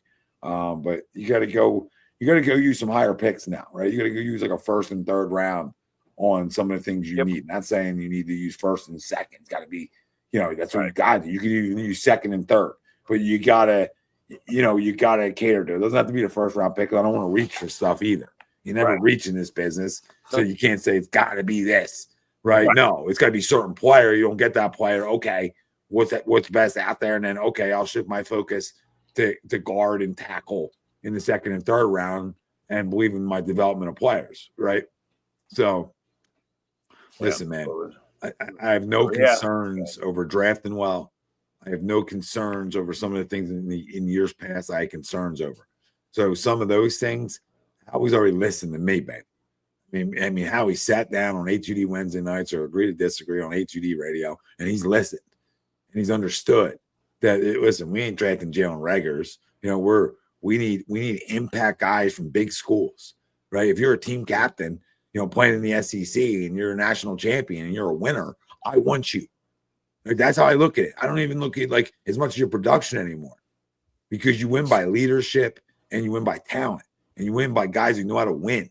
So if you can get those guys that know how to win at the college level already, you probably got some more success. And look at us now. I mean, here we are now, 8-5. But in reality, since we've drafted better. Look at the difference of our football team. That's my point. Like if you don't draft Cooper DeJean and Quentin Mitchell, right? If you don't draft those guys, you don't draft Q and Coop, and you don't hit those picks. Houston, we ain't 8-5, right? So there's levels to be. You have to draft well when you're paying guys the money they're paying guys. And listen, credit to Howie, man. So in light of a lot of negative stuff. To John's point about, draft and talking draft, I don't have any concerns that he's not going to, make the right picks and not play the reach game anymore. That's all. Dude, Quinyon Mitchell this year, first in catch rate allowed, first in tight windows forced, first in average target separation, tied for first in fewest passing touchdowns allowed, which is, again, 0. Second in yak per reception, third passer rating, fourth in forced incompletions, tied for fourth in passes defended. Yeah, he's the second best corner in football. And we're talking about weak calls. That pass interference was weak sauce. Yeah. Get out of here. Yeah, that was awful. But I stand by that. Second best corner in football. Who you got one? It's bad. Patty. Yeah. So. Yeah, I mean, he's just turnovers away from like that. You know what I mean? For sure. And you have the best slot corner in football. I agree there. As I And the unfortunate thing for Q is it's not his fault. They don't go to him. No, they just don't throw the ball there. They don't throw the football to him. They didn't much on Monday. You know what I mean? No. Not that he had a lot of time, but I thought that was a real promising thing from our defense. Is just, Byron Young, I thought was a big impact guy. Yeah, a bunch of guys stepped up defensively. So there's some bright spots there up front where you win. And I thought they got after it. I thought Jalen Hunt was sensational. I thought Jalen Phillips had high motor. Like I thought guys had high motors out there. BG was running some guard some D tackle a little bit, if you guys noticed. So some different moving and shaking. I like it. I love the pressure. I love defense. And now can you match us a little bit? That's where I'm at. Yeah. Right. Can you show some of our toughness that we've showed throughout this year? Listen, I'm hoping it happens. Yep. And if there's a week for it to, it's got to happen this week, Tom. Yeah, like if there's a week for if you to can't beat a two-win Raider team at home, then like Greg said about the Rockies, we all need to shut the fuck up. Yeah, like not even going to Colorado. Like Colorado coming here, and you just putting up a 10 spot, early on through 5. First inning. Yeah. It's like, oh, get right game. Everybody's numbers look better now on the year, and that's what this is. And I don't care about the numbers. I care about the scoreboard, but you get what I'm saying. Yep. Yeah. It's just got to be, hey, let's clean some things up. Let's not try to be too cute. And let's try to run behind the left side of our offensive line. Let's get outside and let's RPO the fuck out of these guys. Like if there's a week to just go RPO City, it's this one. You know what I mean? Play Max Crosby. Play him. You gonna crash on Saquon, or you taking me? Play him, dude. Make him work like that. You know what I mean? Make him have to make decisions. And that's and I get it. That makes the RPO hard, but the RPO where you have the run pass option, like we're talking about, now you slow him up too in those aspects. So you slow D lineman up, man. You slow. This is the simplest shit in the world. You slow linebackers up, and you slow the secondary up. Yep. You make them have to wait a minute. They got to make a decision, and if they make the wrong one, there's a big play. That's how it works. So it's like, why would you not? You have a quarterback who's ran it his whole life, essentially. I mean, it was like pretty much he ran at Bama. Now, when he got to Oklahoma, he ran more of a spread offense type, and he's ran a lot of everything here, to be honest with you. Yeah. Like they've gone spread. They've done pretty much everything with him. And I look at it and go, okay, like a great coach would do. What do we think we're most successful at? What do we think we should build? We're struggling. What do we think, we should build our identity around? Well, immediately, ding, ding, ding, RPO. Yep. And it goes back to an adjustment that Doug Peterson and Frank Reich made here in 2017. Where they didn't feel like they're going to be good enough to just drop back and throw it all over you. They felt like they had to make defenses make decisions, and they thought Nick was smart enough to expose that. And boy, were they right. Boy, were they right. Mm-hmm. So you ain't got nothing to lose at this point. You can't get worse offensively. That's for damn sure. And tempo, I think, for this offense is the key. Because I think when you get him up to the line of scrimmage early, you allow him to sort of look around, I think he's played better. But I don't know, man. I mean, you can't put every interception on him either. AJ Brown's got to catch the ball. The two definitely. There's two definitely. Don't happen. Throw it out of bounds. And you jump backwards, right? That's like my biggest takeaway of that is you were falling backwards at that. No one in the world is going to have the zippity doodah on that ball when you're falling backwards, especially not Jalen, right? You know what I mean? Some of these gunslingers might because that's what they do, right? Jalen's just not that. So he's falling backwards. Yeah, just throw it out of bounds or throw it or like last second check it to Dallas or even throw it at Dallas's feet. Just live to one more play, right? Don't force. I think when you're struggling as an athlete, and I say this all the time to hitters too, like you're trying so hard to get out of it that you force it. Mhm. And you try to force getting out of it and letting the game come to you, and breathe. You know what I mean? And I think when you're going through a slump like he's going through, he's trying so hard to get out of it, and then it starts creating bad decision making. Yep. Which he's not known to do. Even in times he'll throw at 30, 35, he's not really known even to make a ton of bad decisions in those. It's just not, our record just isn't as good. It's not like, he's been known to throw 10 picks, 3 picks a game. It's not his MO regardless.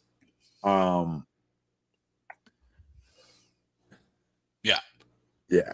It was just an absolute, and that's why you almost throw that to me. Like, I almost throw that away because that's so not him, right? Once you get past 2, you're like, all right, this is just an off game, right? Like, everybody goes through it. This game just crumble it up at the end of the game, win or lose, crumble it up, throw it away, and learn from it.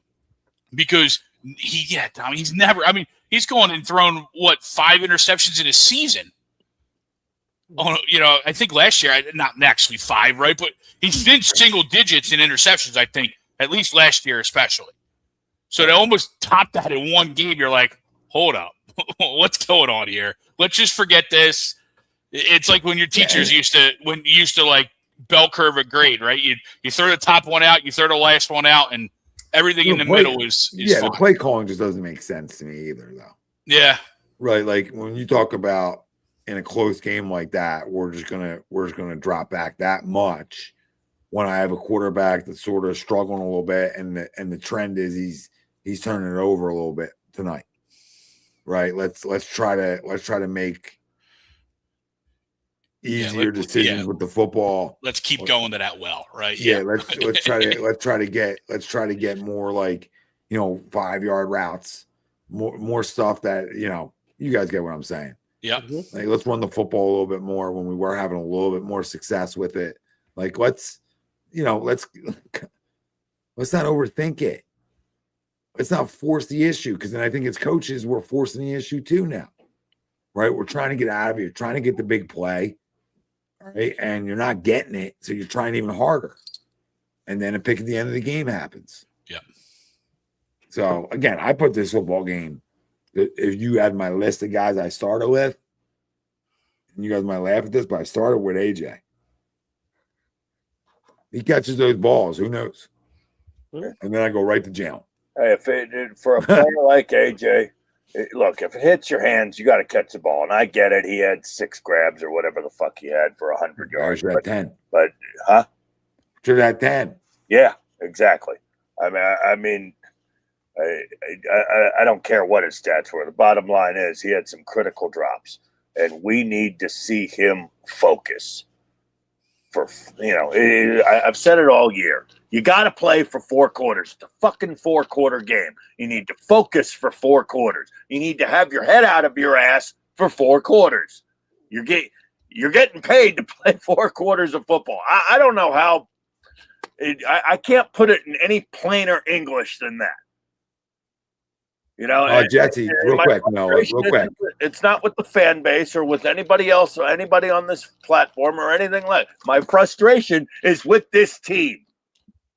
It's with certain individuals that are more worried about other bullshit than getting the job done on the field. So yes, Jesse, I do get think your head out of your ass. I do think it's both.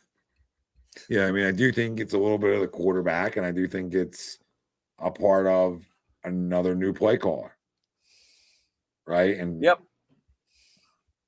Trying to get that vibe together on what works, which is never easy to do. And we've watched it a couple of different times. So, nobody's saying like that. Bad play calling. So it's all on Patullo. if you're saying that, you're a moron. So if you're not then also saying, well, I got a franchise quarterback, he needs to make up for things. So listen, baby, that goes both ways. Yep.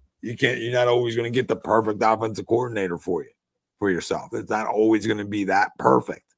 So you got to rise to your level of play. And I think when you get a perfect storm in a negative way. You get quarterback not up in his play and a play caller that's really not built for it. This is where you go. Jalen. Yeah, I don't think the has to perfect find a offense. way to elevate the guys around him. Yeah, I don't think he needs. I don't think he's a guy that needs like a perfect offense. This is an offense that I think going to run the ball a little bit up until like this week, and they've had little spurts, right? But Jesse, this is a football team that hasn't been able to run it. I mean, you look around the league on teams that can't run the football. Most of those teams aren't even in the playoffs right now. Like, you got to be able to run it enough. So, I mean, you want to say perfect? No, good enough. Yeah, man. I believe if it's good enough, he'll win football games. I think anybody that thinks otherwise, I think that's not fair. You know, I think if the offensive line run blocks well enough, they would win more football games.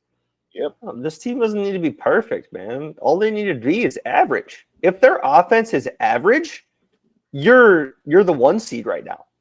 Yep. You're the 1 seed right now if your offense plays average football. But they've had the biggest 3-and-out percentage in the league. Yep. Right. That's the whole deal breaker. Right. Exactly. Yeah. So it's been the most predictable offense in the league. Now, some of that comes down to Patullo's first time being a play caller, and some of it comes down to Jalen, right? It comes down to what can your offense do well right now? And what we did last year was run the football well. What can't we do right now? Run the football. Okay, so what do we have to do in turn? Throw the football more. What Jalen isn't as good at? Throwing the football more, right? So that's right. You can't have everything be perfect. You have the majority of everything that was here last year is still here, right? But there's injuries, there's play call designs that have changed. There's, your different situations, right? Not to say that like last year was like a perfect storm, but it kind of was, right? You bring in somebody in Saquon Barkley who had the freshest legs that he's probably ever had in his entire life, gets to be able to run behind the best offensive line in football. And right now they're not playing like that. So obviously he's not playing like the same type of player. Right. And because of that, Jalen has to put more on his shoulders. So he's got to, whether he's trying to force things or not, who knows? And then there's also you have a brand new play caller who, even though he's been on staff for 4 years, has never done this before, has no, and the Eagles have had 2 veteran play callers in the 2 seasons that they had success in. Both of them leave, and there's a correlation on why the offense has struggled somewhat both in 2023 and 2025. Yeah. Because you don't have a veteran type play caller. Right? It's not easy. I'm not saying it's easy that you can do this, but like there's a reason that guys don't have a long time in that position. Right? But I don't want to say we overreacted in 23 when you fired both of your defensive coordinators, but it didn't work when you did it that time. So why would you once again fire an offensive coordinator who's struggling other than trying to work it out? Now, again, I don't know what the right play here is. I think it all comes down to play design and coaching and like game planning and then making sure you're taking care of the football, which for the majority of the season you've done well, right? But you also have to take some form of risks. Right? I think Jalen's put so much risk into the last 2 games trying to overcome the deficiencies that they've had, which is why he's looked so bad. Right? Like you can't have the vanilla offense and then switch to like, all right, I have to throw this ball into this tightest window we've ever tried to do it for. You can't do it both ways. You have to find some way where you can do some vanilla stuff and then also mix in a few shot plays here and there. Because again, we've had guys laughing at us. So I don't really know what to do. But again, you have everything's still in front of you. We've talked about it all night. Everything's in front of you. If you play average offensive football, your defense will win you games. That's it. Yeah. I mean, this is what we have to do at this point. We have to find week in and week out to be the more physical team. And I know that it's going to be very, very difficult for this offensive line, given how beat up it is. But we have to find a way to consistently run the football, at least half decently. I get it. We're not going to be road graders like we were last season. You know, and I understand Saquon isn't going to magically turn into the 2,000+ yard gazelle that he was last year. All right. But with that understood, we can't abandon the run. We have to find a way to pound the rock. And it's proven that when Jalen throws the ball less than 25 times per game, we win the football game a majority of the time. Much more often than we lose. And we just have to find a way to stay out of 3rd and long. And the way to do that is to have shorter, safer passes and, you know, maybe a screen pass once in a while, you know? I mean, if you can find a way to get a little bit of movement up front and just move that front 7 back a little bit, we can get into 3rd and short, 3rd and manageable, and I think we will have a much better chance of staying on the field, keeping our defense off the field, keeping our defense fresher, and I think in the long run we have a chance to still accomplish some things this year. But that's our only shot right now.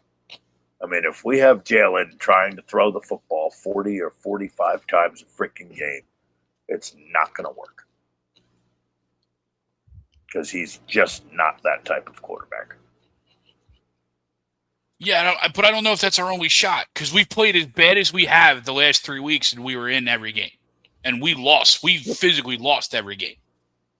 Yeah. The only game that you could say that we didn't lose, and I don't know if we said this off air or if I said this earlier, was the Giants game. That's the only game, the first Giants game.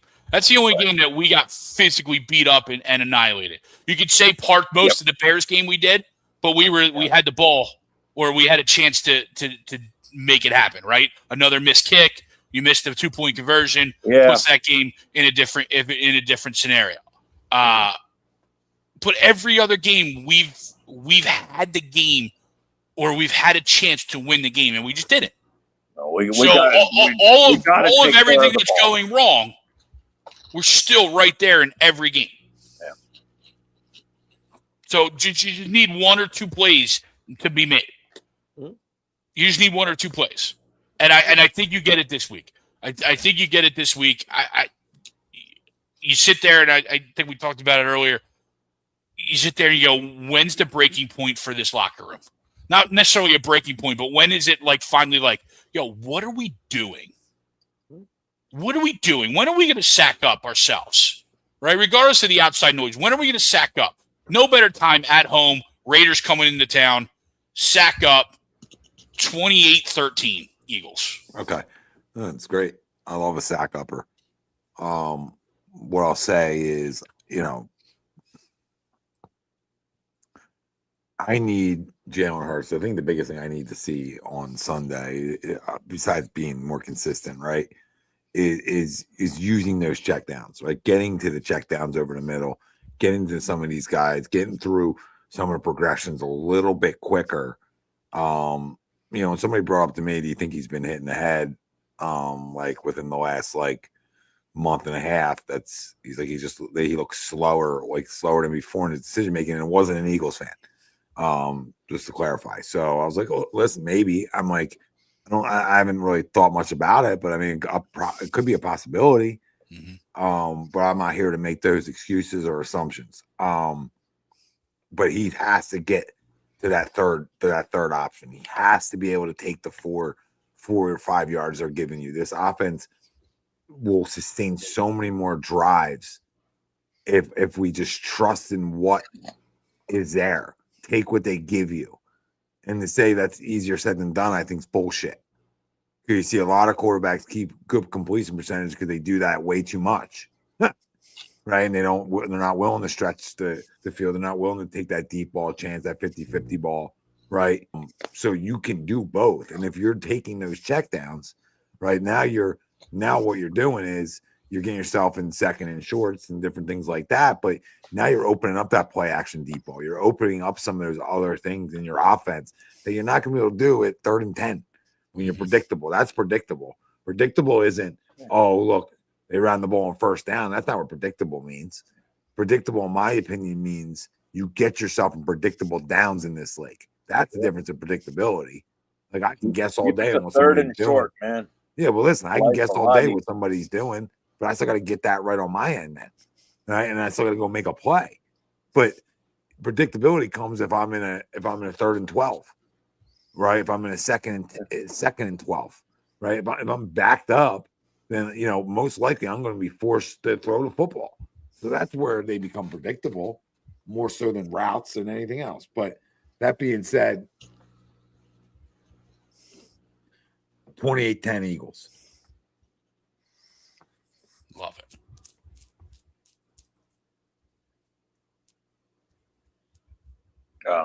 Good, no. Kenny Two Gloves is terrible. All right. Well, let's be honest. And let's be honest with ourselves. We need a win so fucking badly, it's ridiculous. I know I said 35-3 earlier in the show. And guess what? I'll back off. No, I think we win this football game. Give me 27-10. I want to see a full 4-quarter effort. Come on. I don't need to see 63-0. I get it. All right. Not every play is going to be perfect. I get it. But I want to see consistency. I want to see us sustaining drives. And yeah, I know it may be asking a lot from a beat-up offensive line, but I want you to impose your fucking will because that's what you get a paycheck for. That's what you're getting paid to do. You're getting paid to not commit stupid holding penalties. You're paid to not commit false start penalties. You're paid to play mistake-free football. Do your assignment. Do your job. And the guy on the other side of the line of scrimmage that you're facing, drive his ass backwards. Drive his ass 5 yards down the field. And let's put it in Saquon's hands, run it off tackle, and take 160 fucking yards. And hand it to him again and again and gain 5, gain 4, gain 3. Just pound the shit out of him. And Right, what's your score? Let's get the fucking job done. 20-11. 22. Jesus. 20 Oh. 11. Oh. Either way. 20-11. Well, that's right. You had to go 20 because you disagreed that a double Well, digit. hey, I disagree. Look, that's a 2-possession game. This is what I want, right? I want to see one thing. I want the Eagles to be up by that score with like five minutes into the 4th quarter, and I do not want the Raiders to get the ball back. That's what I want. If you show me that you're up by 2 scores in the 4th quarter, like a 10-ish point game, and you get the ball back with like under 10 minutes to go, and you do not let the Raiders get the football back, then I will have all the confidence in the world in this team going forward. That's what I want. It's the only thing I want this week. Yeah, we're going to make it 27-11. Go score in 4 minutes and make it 27. Sure, that's fine. I know, to your point. Like, yeah, I get you. But like, go give me a put away drive. I haven't seen a put away drive all year. No. Give me a put away drive. And Either there's been run plenty of the chances. clock out or go score a touchdown. Where you say you get the ball back with 10 minutes, go do a 6-minute drive, score a touchdown, put the game officially out of reach, even though the game was already out of reach. Do something like that for me this week. That's all I So want. we're talking Jesse's snow. comment is so We're apropos. talking snow. We're talking elements on Sunday, and we're talking players of the game.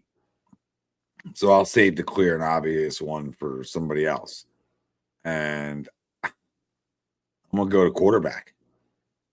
And yeah, it's a snow game, which means use your legs. Let's go be the playmaker that you are. Right, go rush for 75 yards. Right, go break off some big runs against a bad defense. Right, and go throw for don't turn the football over in the snow. Right, get enough big plays on shorter throws that just go further. You got to get right. Don't try to do too much, and just be efficient. Just be efficient and use your legs, and then the run game opens up, and then who knows? Maybe you get a deep ball in the snow, right? Who knows? But that's what they need to do. That's what he needs to do. Get back to just winning football. Get back to the snow will do that to you. The snow will make you have to do less. And I think the snow is perfect for this offense this week. I just believe that. I want to believe that going back to the basics and going back to a little smash mouth and going back to you are a playmaker. I am not paying you $50 million to sit in the damn pocket. Right? I don't need your rollouts and throwaways. I need you to be able to make plays with your legs. That cannot be taken away from his game. Because if it is, you get the turnover. Completely agree. I mean, look, Jesse's comment here is so apropos. Here he said, two tutties. Two tutties on the ground for Hurts. And not even tushies. Get back to that. Let's get back to that. Those were fun days. 2 rushing touchdowns. Those were fun days when he was a touchdown merchant. I don't even want the tushy. I want straight, inside the 10, 2 goal to go, and you go rush one in on when a defense just gets too upfield, right? And you go take 2 to the house that way, and run a D back over, right? And let's go. Let's get back to you being the guy that we drafted that was a playmaker first. And if everybody else don't like it, they can kiss my ass because we're about winning football games. And you want 15 targets in the snow, you can kiss my ass too. You know what I mean? So there's some things that you can kiss my ass on, and I'll leave the other guys to you because there's another guy who needs a response game too, and we'll see if somebody picks him. There, I'll say him right now. Let's go, Saquon. Oh, I didn't mean him, but yeah. Well, hey, we could use $120 in the snow. That was the clear and obvious one. Yeah, that was Saquon. Yeah. Well, $120. I could use $150 in the snow. You kidding me? Hey, I'll take it. Give me $120 and 2 touchdowns from Saquon. I just want to see us sustain drives, impose our will, play with an edge again. That's what I want to say. I mean, Jesse's point here, he said, if we score 27 points, I'll be so happy. Remember when we used to be able to just run into 30? 27. Remember when we used to be able to run into 30 points by accident? You know what I mean? Well, and it seemed effortless when we were going well, especially last year. When you run the football well, it happens. Exactly. And I want to see us get a running game going. And yes, part of that definitely, Tommy, needs to be Jalen's legs as well. I mean, there's no question. That's where it starts. Yeah. I mean, anybody who thinks it starts elsewhere is an idiot. Yep. Anybody who thinks that last year wasn't started, and the reason that these holes were there was one because of a damn good offensive line. Yes. Yep. But the other reason is his legs are so respected. Yep. And then the guys on the outside were so respected. Right. So when you respect all these guys, and you don't know who to really try to shut down, right? You get these explosive plays, and then you start believing in yourself, and boom, boom, boom, boom, boom. Right. So to your point, listen, I think James just said this, it just nailed it. And I was just going to yell it, but I think they went out. And I don't want to get ahead of ourselves because it's a week to weeker for sure, right? And you better go beat the Raiders. But if they're who I think they are, and I hope they are, guys, I really hope it. It's a lot of hope here in this conversation. Is they go run the table and they go answer it. They go answer the bell of, hey, all those 3 weeks, but look at us. Look at us. We're one of the higher teams going into the playoffs now. Yep. Not meaning win-loss wise. Not the rest, because I'll riddle everybody this. Defense can still win you damn championships. We just watched it. So if you don't turn the football over and you got a damn good defense and you're a playoff team, you are dangerous. Yep. You are dangerous. Like, you can go look at the numbers and you can just go over the last decade of who wins the turnover margin in each game and the win-loss. You can keep breakdowns of games as simple as that. You don't even need to do a podcast after that. You can come on. I can say, hey, welcome in, everybody. Welcome to 2D Wednesday nights. Go through everybody's name. Tell everybody, oh, so we're brought to you by. We're going to break this game down for you real quick, and we're going to get into other things.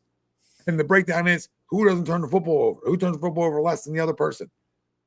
Bless you, Greg. Because whoever does that wins the football game.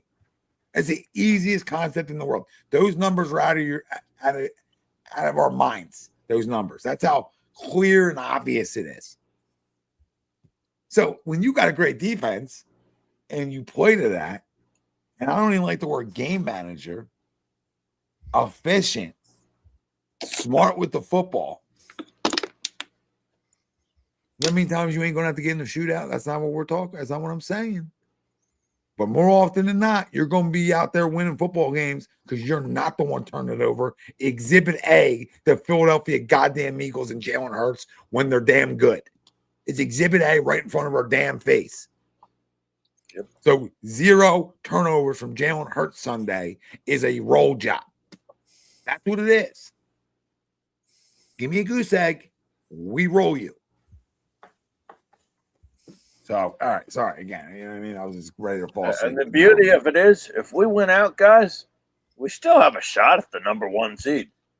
I mean, how many wins do the Rams have right now? 10? Doesn't matter. They got 3 losses, right? So you're 2-2. We beat them out. Right. Like, this shit ain't hard. Yeah, and they play. Don't they play Seattle tomorrow? In Seattle? Yes. I don't know if it's in Seattle, but I think so. Yeah. But either way, offense player of the game. Let's wrap it up. AJ Brown. Well, Okay. that it? Yeah. Going back to the well. We're gonna expand a little bit. It's Jordan Mailata and Fred Yeah. Johnson. You know, if those two guys can keep Max Crosby away from Jalen Hurts, the Eagles destroy the Raiders. Because Max Crosby is the Raiders' defense. If you can, you're not gonna eliminate him altogether. But if the Eagles allow a sack or less from Max Crosby, they'll win this game by pretty handily. Now, if these two guys can hold Max Crosby to nothing, it will be a blowout. But he's too good of a player to not have any impact at all. But if they can contain him and not allow him to go nuts, then should be in a decent enough situation there. So. Sure. Defensive player of the game. Give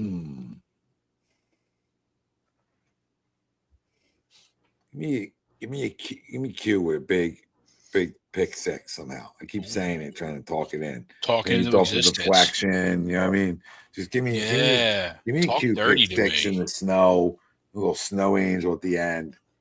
You have the celebration down. And let's if we're gonna force somebody to football offensively, let's force Devontae Smith to football this week. If we're gonna go out there forcing the football. All right. Let's rattle off these defensive guys. Well, listen, you guys can keep talking. I gotta roll, but talk Schwarbs. Obviously, you can't forget to touch about that. So, enjoy yourselves, and I love yous. And I'll see everybody tomorrow night because I got another one to do. So, the only reason I'm checking out at the 2-hour mark is because I got another one I got another one due tomorrow, and I'm sure Kyle will be on that docket. So I'll get my 2 cents in. But if you think it's a bad signing, you're just an idiot, and I'll leave that there. All right, you boys good? Greg, you good to sign us off? Yep. All right, babe. We Second. All right. Noah. Have a great week, buddy. You too, brother. I'll see you next Wednesday after a dub, and it better be a fucking dub, no doubt. It will. Talk it into existence. Have a little confidence. All right. I love the Nakobe Dean Jesse. He's a monster. I told you guys 2 months ago. He's the best pass blitzer I've seen from the linebacker spot in a while. He just blows dudes up. Blows them up. Not that you guys didn't know that. I'm just saying we talked about it, a while ago, and then now the national guys are on. Yeah, can't cover, but everything else. Yeah. It's good. All right. What's what happens if you don't have knees? Yeah. True. Kneeless. No lateral movement. Bad. Hey, Joe. We got 12 Straight people. downhill. Got it all day. Got it all day. I don't even need my knee. Just fire my body through. To just run straight through people. Yeah. Oh, man. All right. Later, boys. See you, buddy. Later.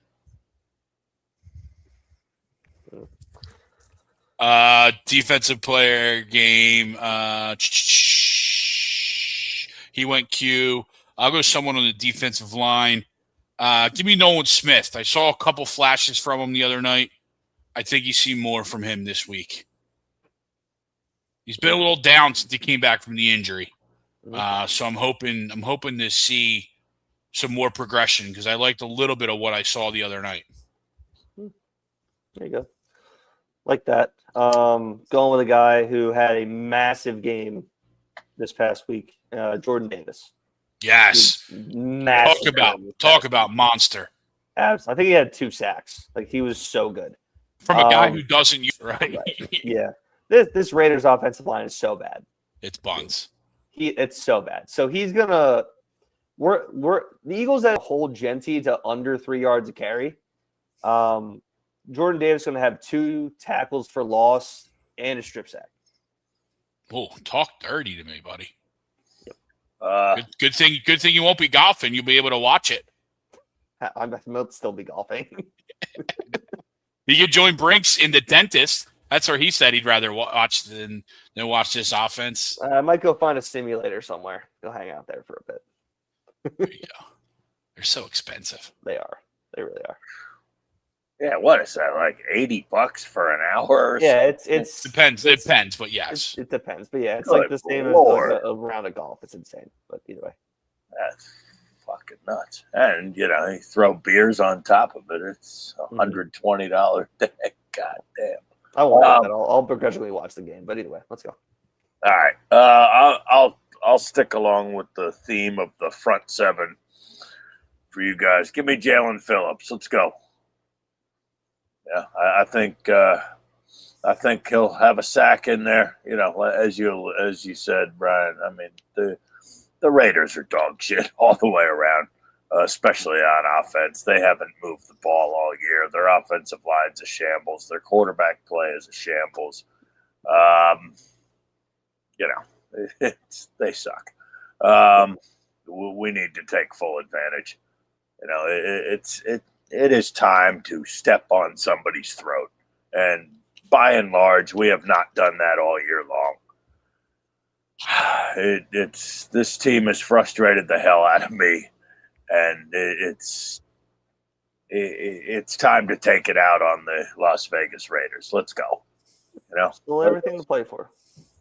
Yeah, and that's the silver lining here. It as poorly as we've played in spots this year, and certainly these last 3 games have been god awful. I mean, you look at the Dallas game, had a 21-point lead. Of course, we couldn't hold it because we couldn't sustain any drives. And the defense gets gassed, and eventually Dak picks us apart, right? And it all comes down to not being able to run the football. When you run the ball, you move the chains, and you keep our defense fresh and off the field. And damn it, I want to get back to that. And look, I know we're not going to be road graders, but meet me somewhere in the middle. Show some type of physicality up front. And defensively, I mean, I know at times we look great this year, and at other times we look like we did in the fucking Bears game. But all in all, yeah, it's our defense they're gonna have to play very, very well for us to, for us to make a deep playoff run. But that can still happen. It's all, like you guys said, it's all still there for the taking. Go it.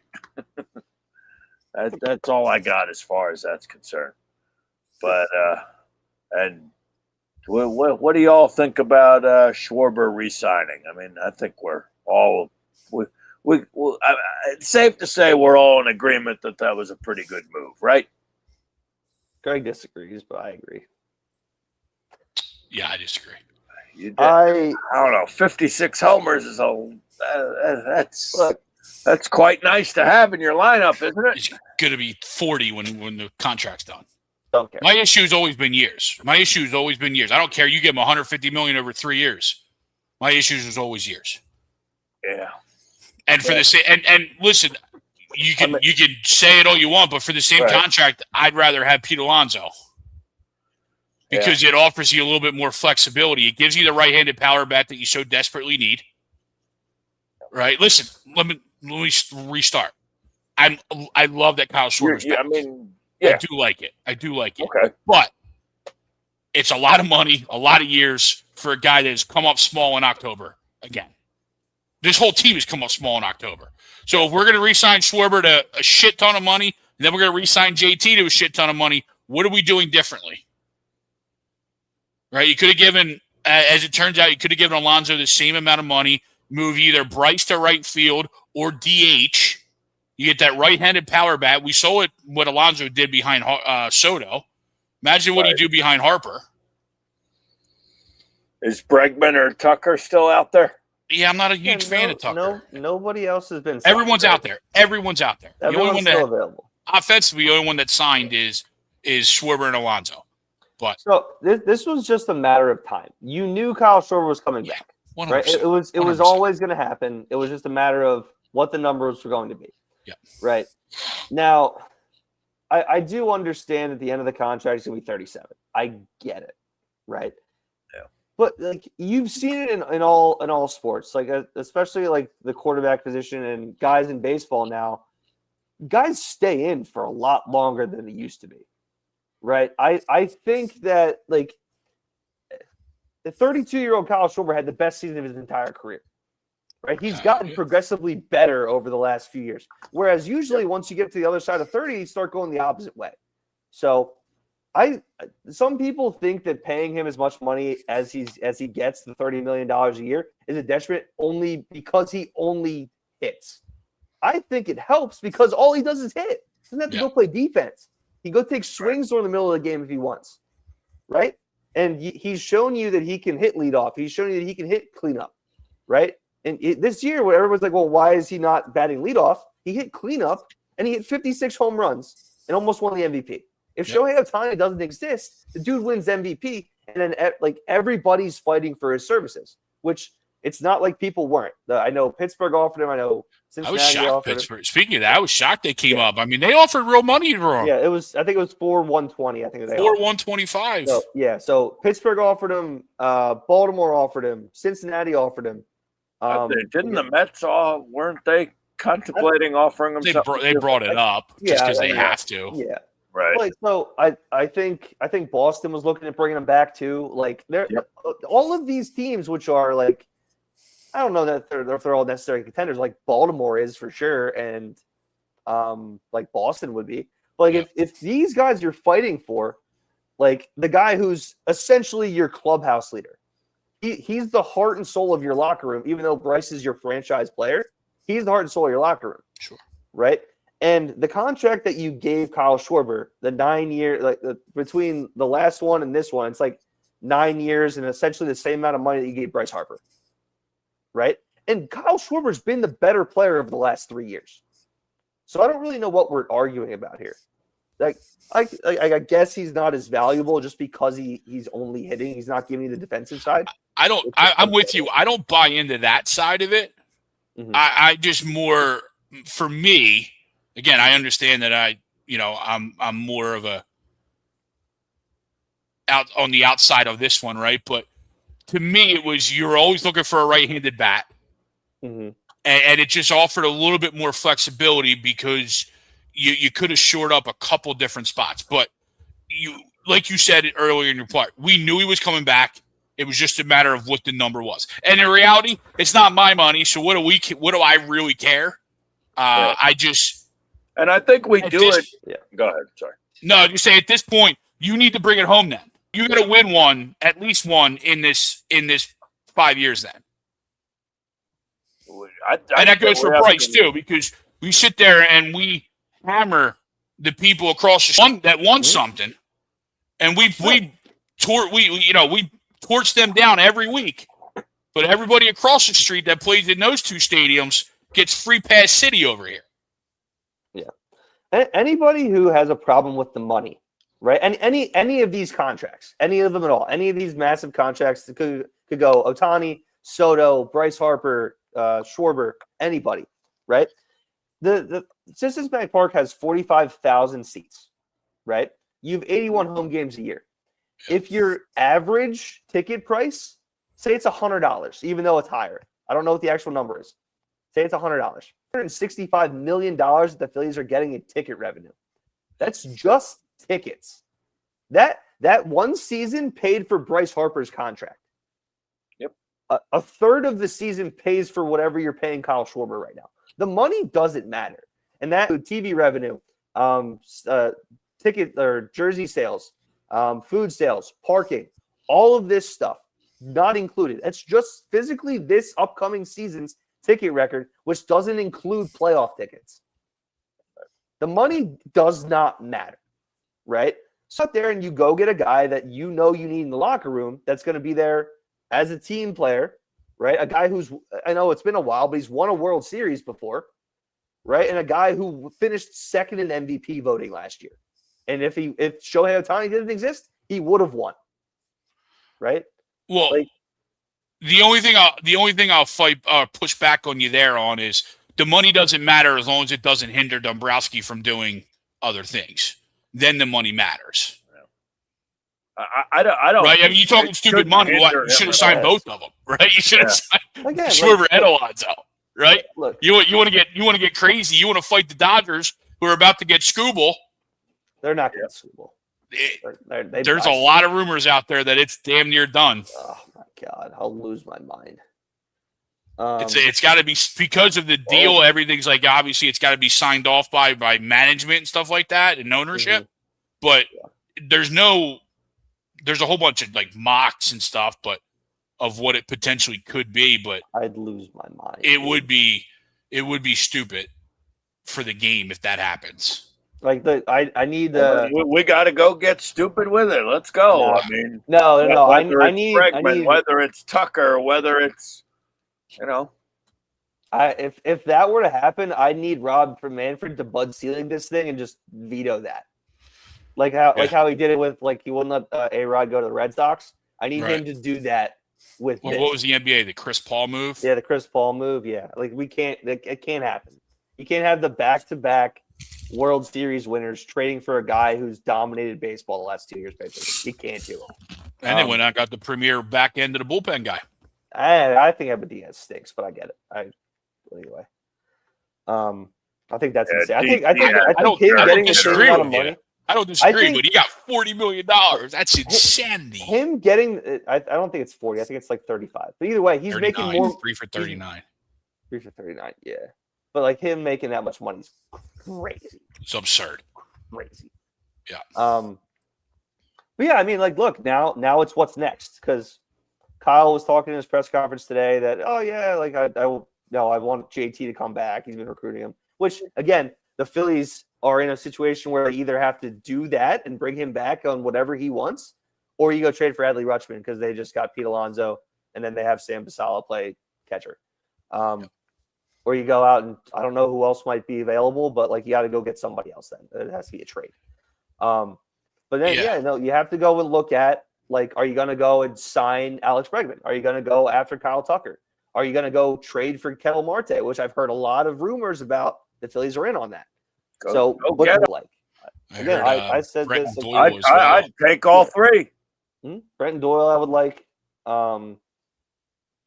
Realistically, what are we going to do? It's what's next because you do have to change some stuff up. Do you bring Harrison Bader back? What's next? I'm not a huge Doyle guy, but sell me on it. What does Doyle do? Because I don't watch a lot of Rockies, right? So he's but more. What does Doyle do that? I know it's gonna be a terrible comparison, but But if he's a defense speed guy, which it seems like he is, what's he do differently than Rojas? He's a much better hitter than Johan Rojas. Okay. I'm looking at his numbers. Hang on. But because that's what I never got with him, because he was brought up at the deadline, right? He was brought up at the deadline. He was brought up a couple other spots, but and I know it's easy just to overlook guys that are wasting away in Colorado, but it's just you sit there and I'm like, all right, what does this guy do? He had a bit of a. Now, if you go to Colorado, do you go to Colorado for Doyle and Hunter Goodman? This past year, he had a bit of a down year, right? Yes, please. Yes, please. I love Hunter Goodman. Right. So he was a Gold Glover his rookie year and last year. Right? Yeah. He was a Gold Glover his rookie year and his last year. He's a center fielder, right? And last year his WAR was 4. He had a 4 WAR last year with like a 102 OPS. He had a good year. Again, 2 years ago, he had 23 home runs, 72 RBIs. He had 30 stolen bases. So, like, he can give you a little bit of everything. This past year, he had 233, 274 OBP. But again, like, there's nobody in that lineup. Yeah.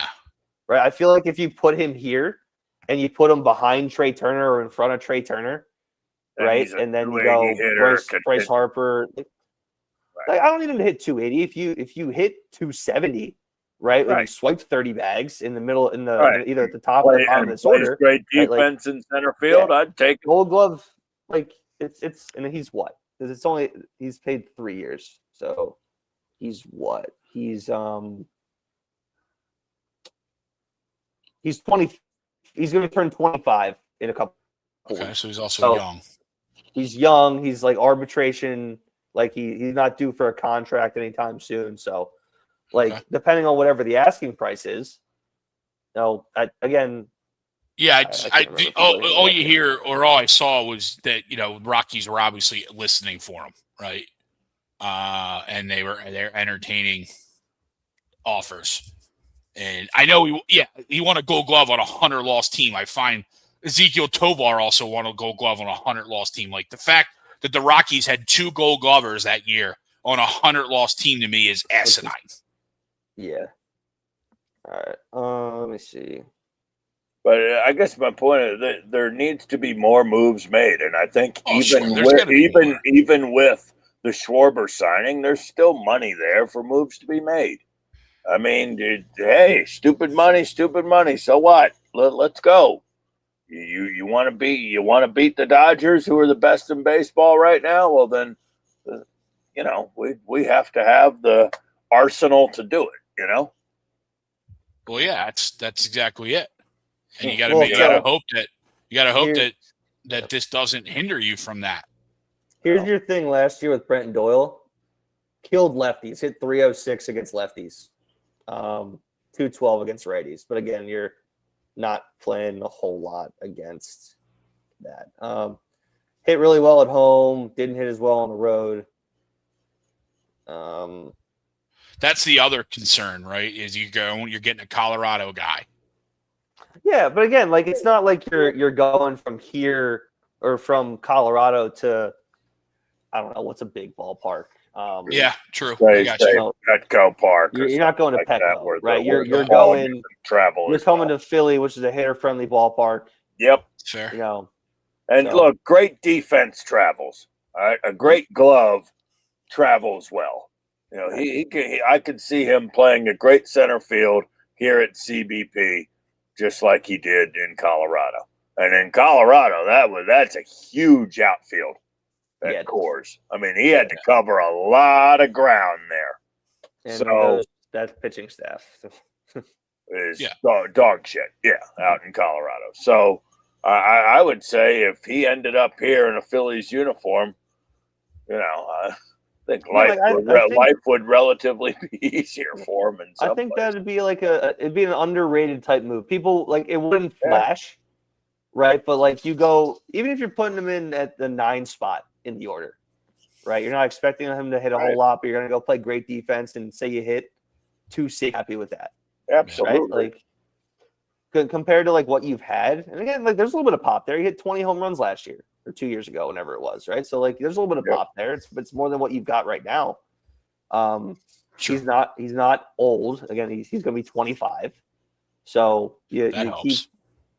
like I think what you're going to end up seeing as you go through the rest of this offseason, because again, winter meetings are going on right now. This is when a lot more as you saw, Schwarber, like what you heard, he was the first domino to fall. Pete Alonso goes directly after that, right?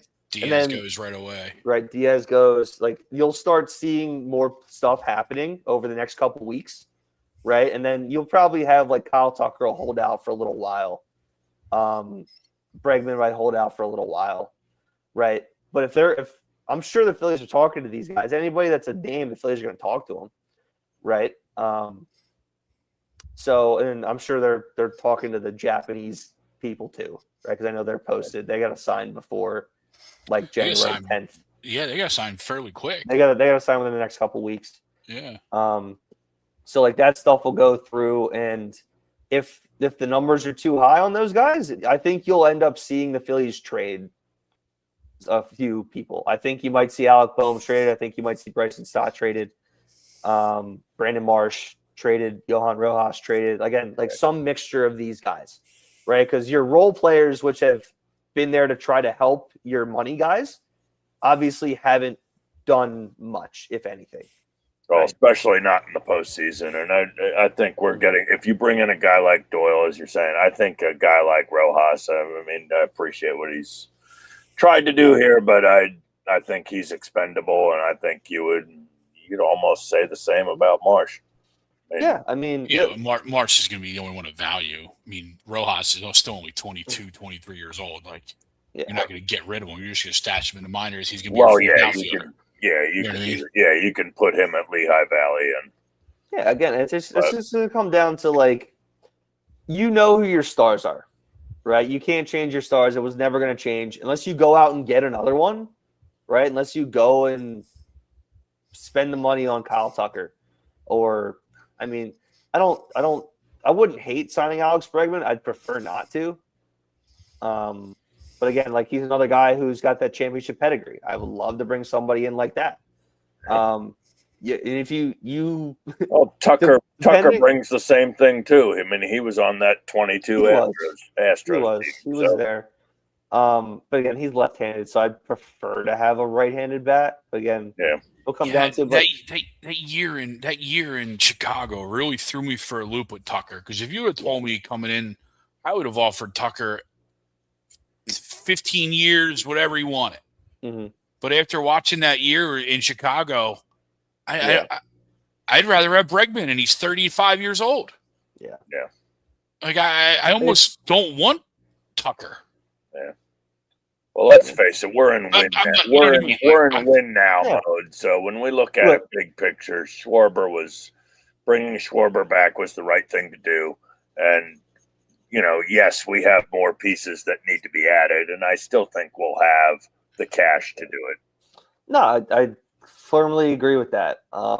Realistically, if you could tell me, like, if there's one guy that I want, like, whether it's a trade or signing or whatever, it's Ketel Marte. If you give me Ketel Marte and you don't have to give up two of your big three prospects, you give up one of them, fine. You don't have to give up two of the three of them. I am fired up.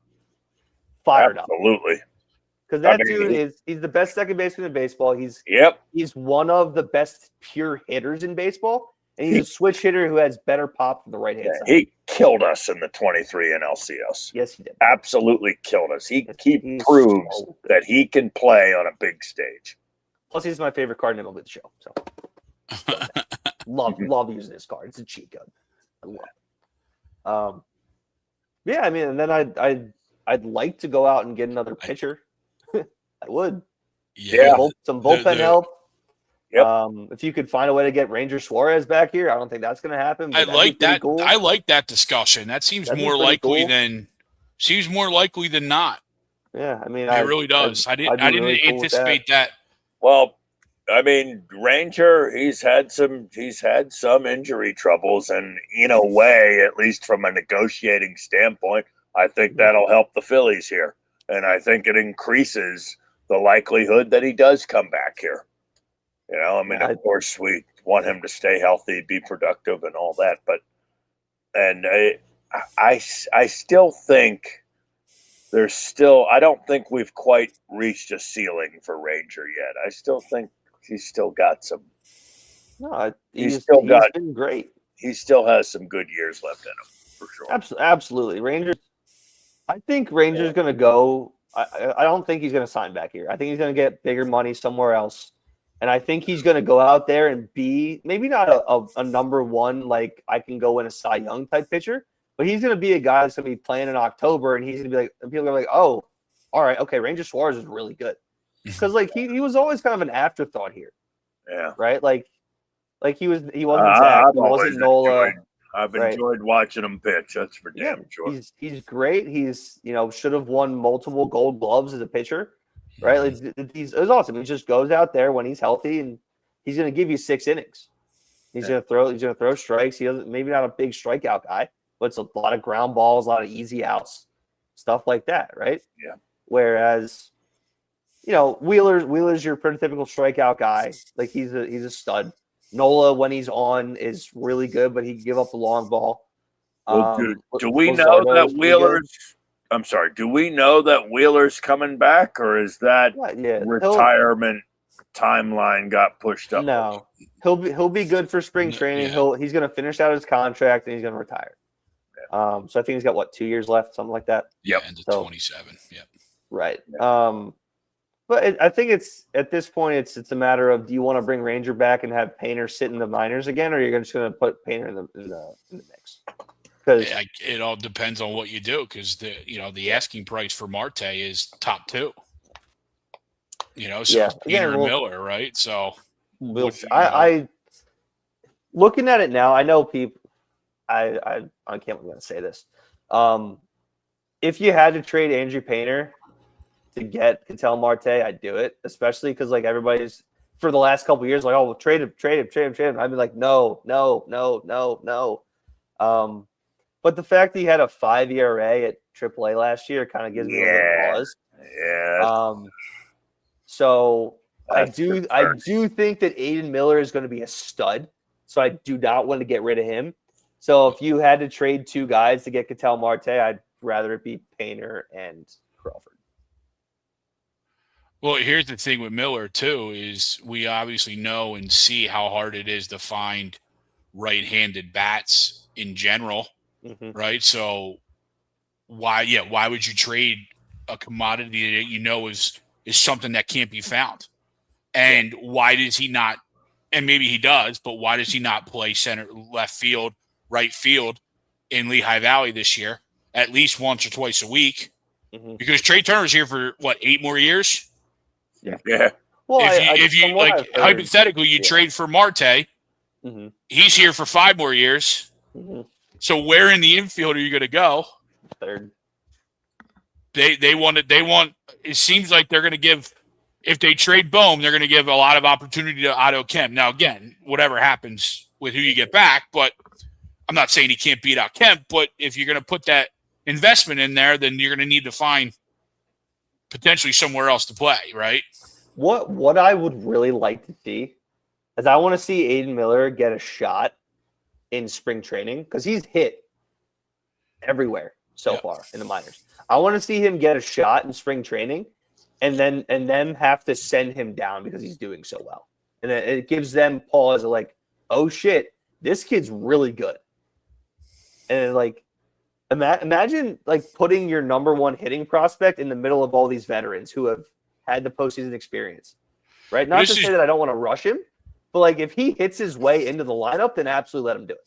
Well, this is generally that year that you would do that, right? Yeah. That second or third year, you get somewhat of a legit look in spring training.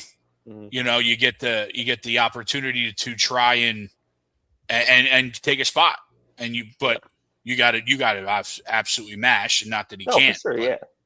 Like you get. I mean, even like you look at Rincones, and they're not the same, right? Yeah. But Rincones mashed in spring, and he wasn't even a thought. Right? Yeah, well, which is crazy. He might be a thought this year, depending on what happens. Yeah, I mean, potentially. Where has he been playing? I mean, as far as Ketel Miller? Marte goes, I would love to see him here in a Phillies uniform. Yeah, he's one of my favorite players in baseball. I would love that dude in this lineup because again, he's not making a whole lot of money. Yeah, Considering like making a ton of money, it's like $20 million a year. Like in realism, and like that's not a whole lot for a guy as good as he is. So no, it's relatively team friendly, and at this point, I mean, do I like Painter? Yeah, but I don't love him, and he's Why don't you love him? Like you're the Well, first that- year back from an injury, you're going to let a ballooned ERA in Lehigh Valley going to scare you off on the kid? if it came down between that and getting a guy like Marte in our lineup, give me Marte, and I'll take my chances trading. I'm sorry. yeah, I mean, I hear you. You're not the only one that has that. I don't think the Phillies. I don't think this year was anything about performance for him. It was just get him through the year. Yeah. Now, I think if to both your points, I think if he was throwing better and getting better results, then maybe he's in the bullpen at the end of the year, or maybe he's up for that fifth spot. But I truly don't think, and you can just go by what you hear Topper say and stuff like that, right? I don't think this year was anything about what he does on the field. It's just about getting him through the year. No, absolutely. I remember them talking about, the numbers look good, spin rate looks good, numbers look good. Like he was a little wild. Yeah. Again, like, look, I've had Tommy John surgery. I get it. The recovery sucks. Like I can understand that. Right. So again, It's I don't easy I 98. It's easy I know. 98. I want this said. I do not want to trade Andrew Painter. But if Ketel Marte is somebody you put in the middle of your lineup and he's going to win you a World Series, I trade Andrew Painter for that. Yeah. Right? Do I think that if you put Ketel Marte in this lineup exactly right now alone and that's the only move you do, that doesn't win you the World Series. If you go out and make a couple doesn't have to be like game-breaking moves, but like couple like depth pieces here or there, and then you go and trade for Ketel Marte, okay, cool. Other than that, like I've said during the season, look, I don't at the trade deadline, I didn't want to trade any of the guys. I didn't want to trade Painter, I didn't want to trade Crawford, I didn't want to trade Miller. Like, no, rock with these guys, and then these upcoming guys can fill in over the next couple of years for some of these older guys filtering themselves out. Yeah. Right. Now, if you're going to go completely all in on the next 3 years, then so be it. But you can't just, all right, we're going to trade for Ketel Marte and then we're done. It can't be it. So, no, we got a lot of moves to make. And that's all I got tonight, dude. I'm good. Yeah, I think I need to get some sleep. Amen. Yes, all right, good shit. We somehow came in under 2.5. Well, Wow. considering that was 2 hours of Eagles talk, yeah, that's crazy. I can't believe we went on 2 hours. Yeah. Need a win, right? Need a win. Need a win for the Birds this week. Settle some nerves with everybody. But we appreciate you all chiming in on your way out. Please hit that like. Please hit that subscribe. Hit that notification button. Tommy will be on tomorrow at Philly Sports Unfiltered. We'll be back next Wednesday. We'll see the guys on Agree to Disagree on Sunday. We appreciate everybody. Thank you so much. We love you. Noah Eaton, Ryan Elizik. I'm Greg Malakvik. Tom Arnone was with us earlier. We love you.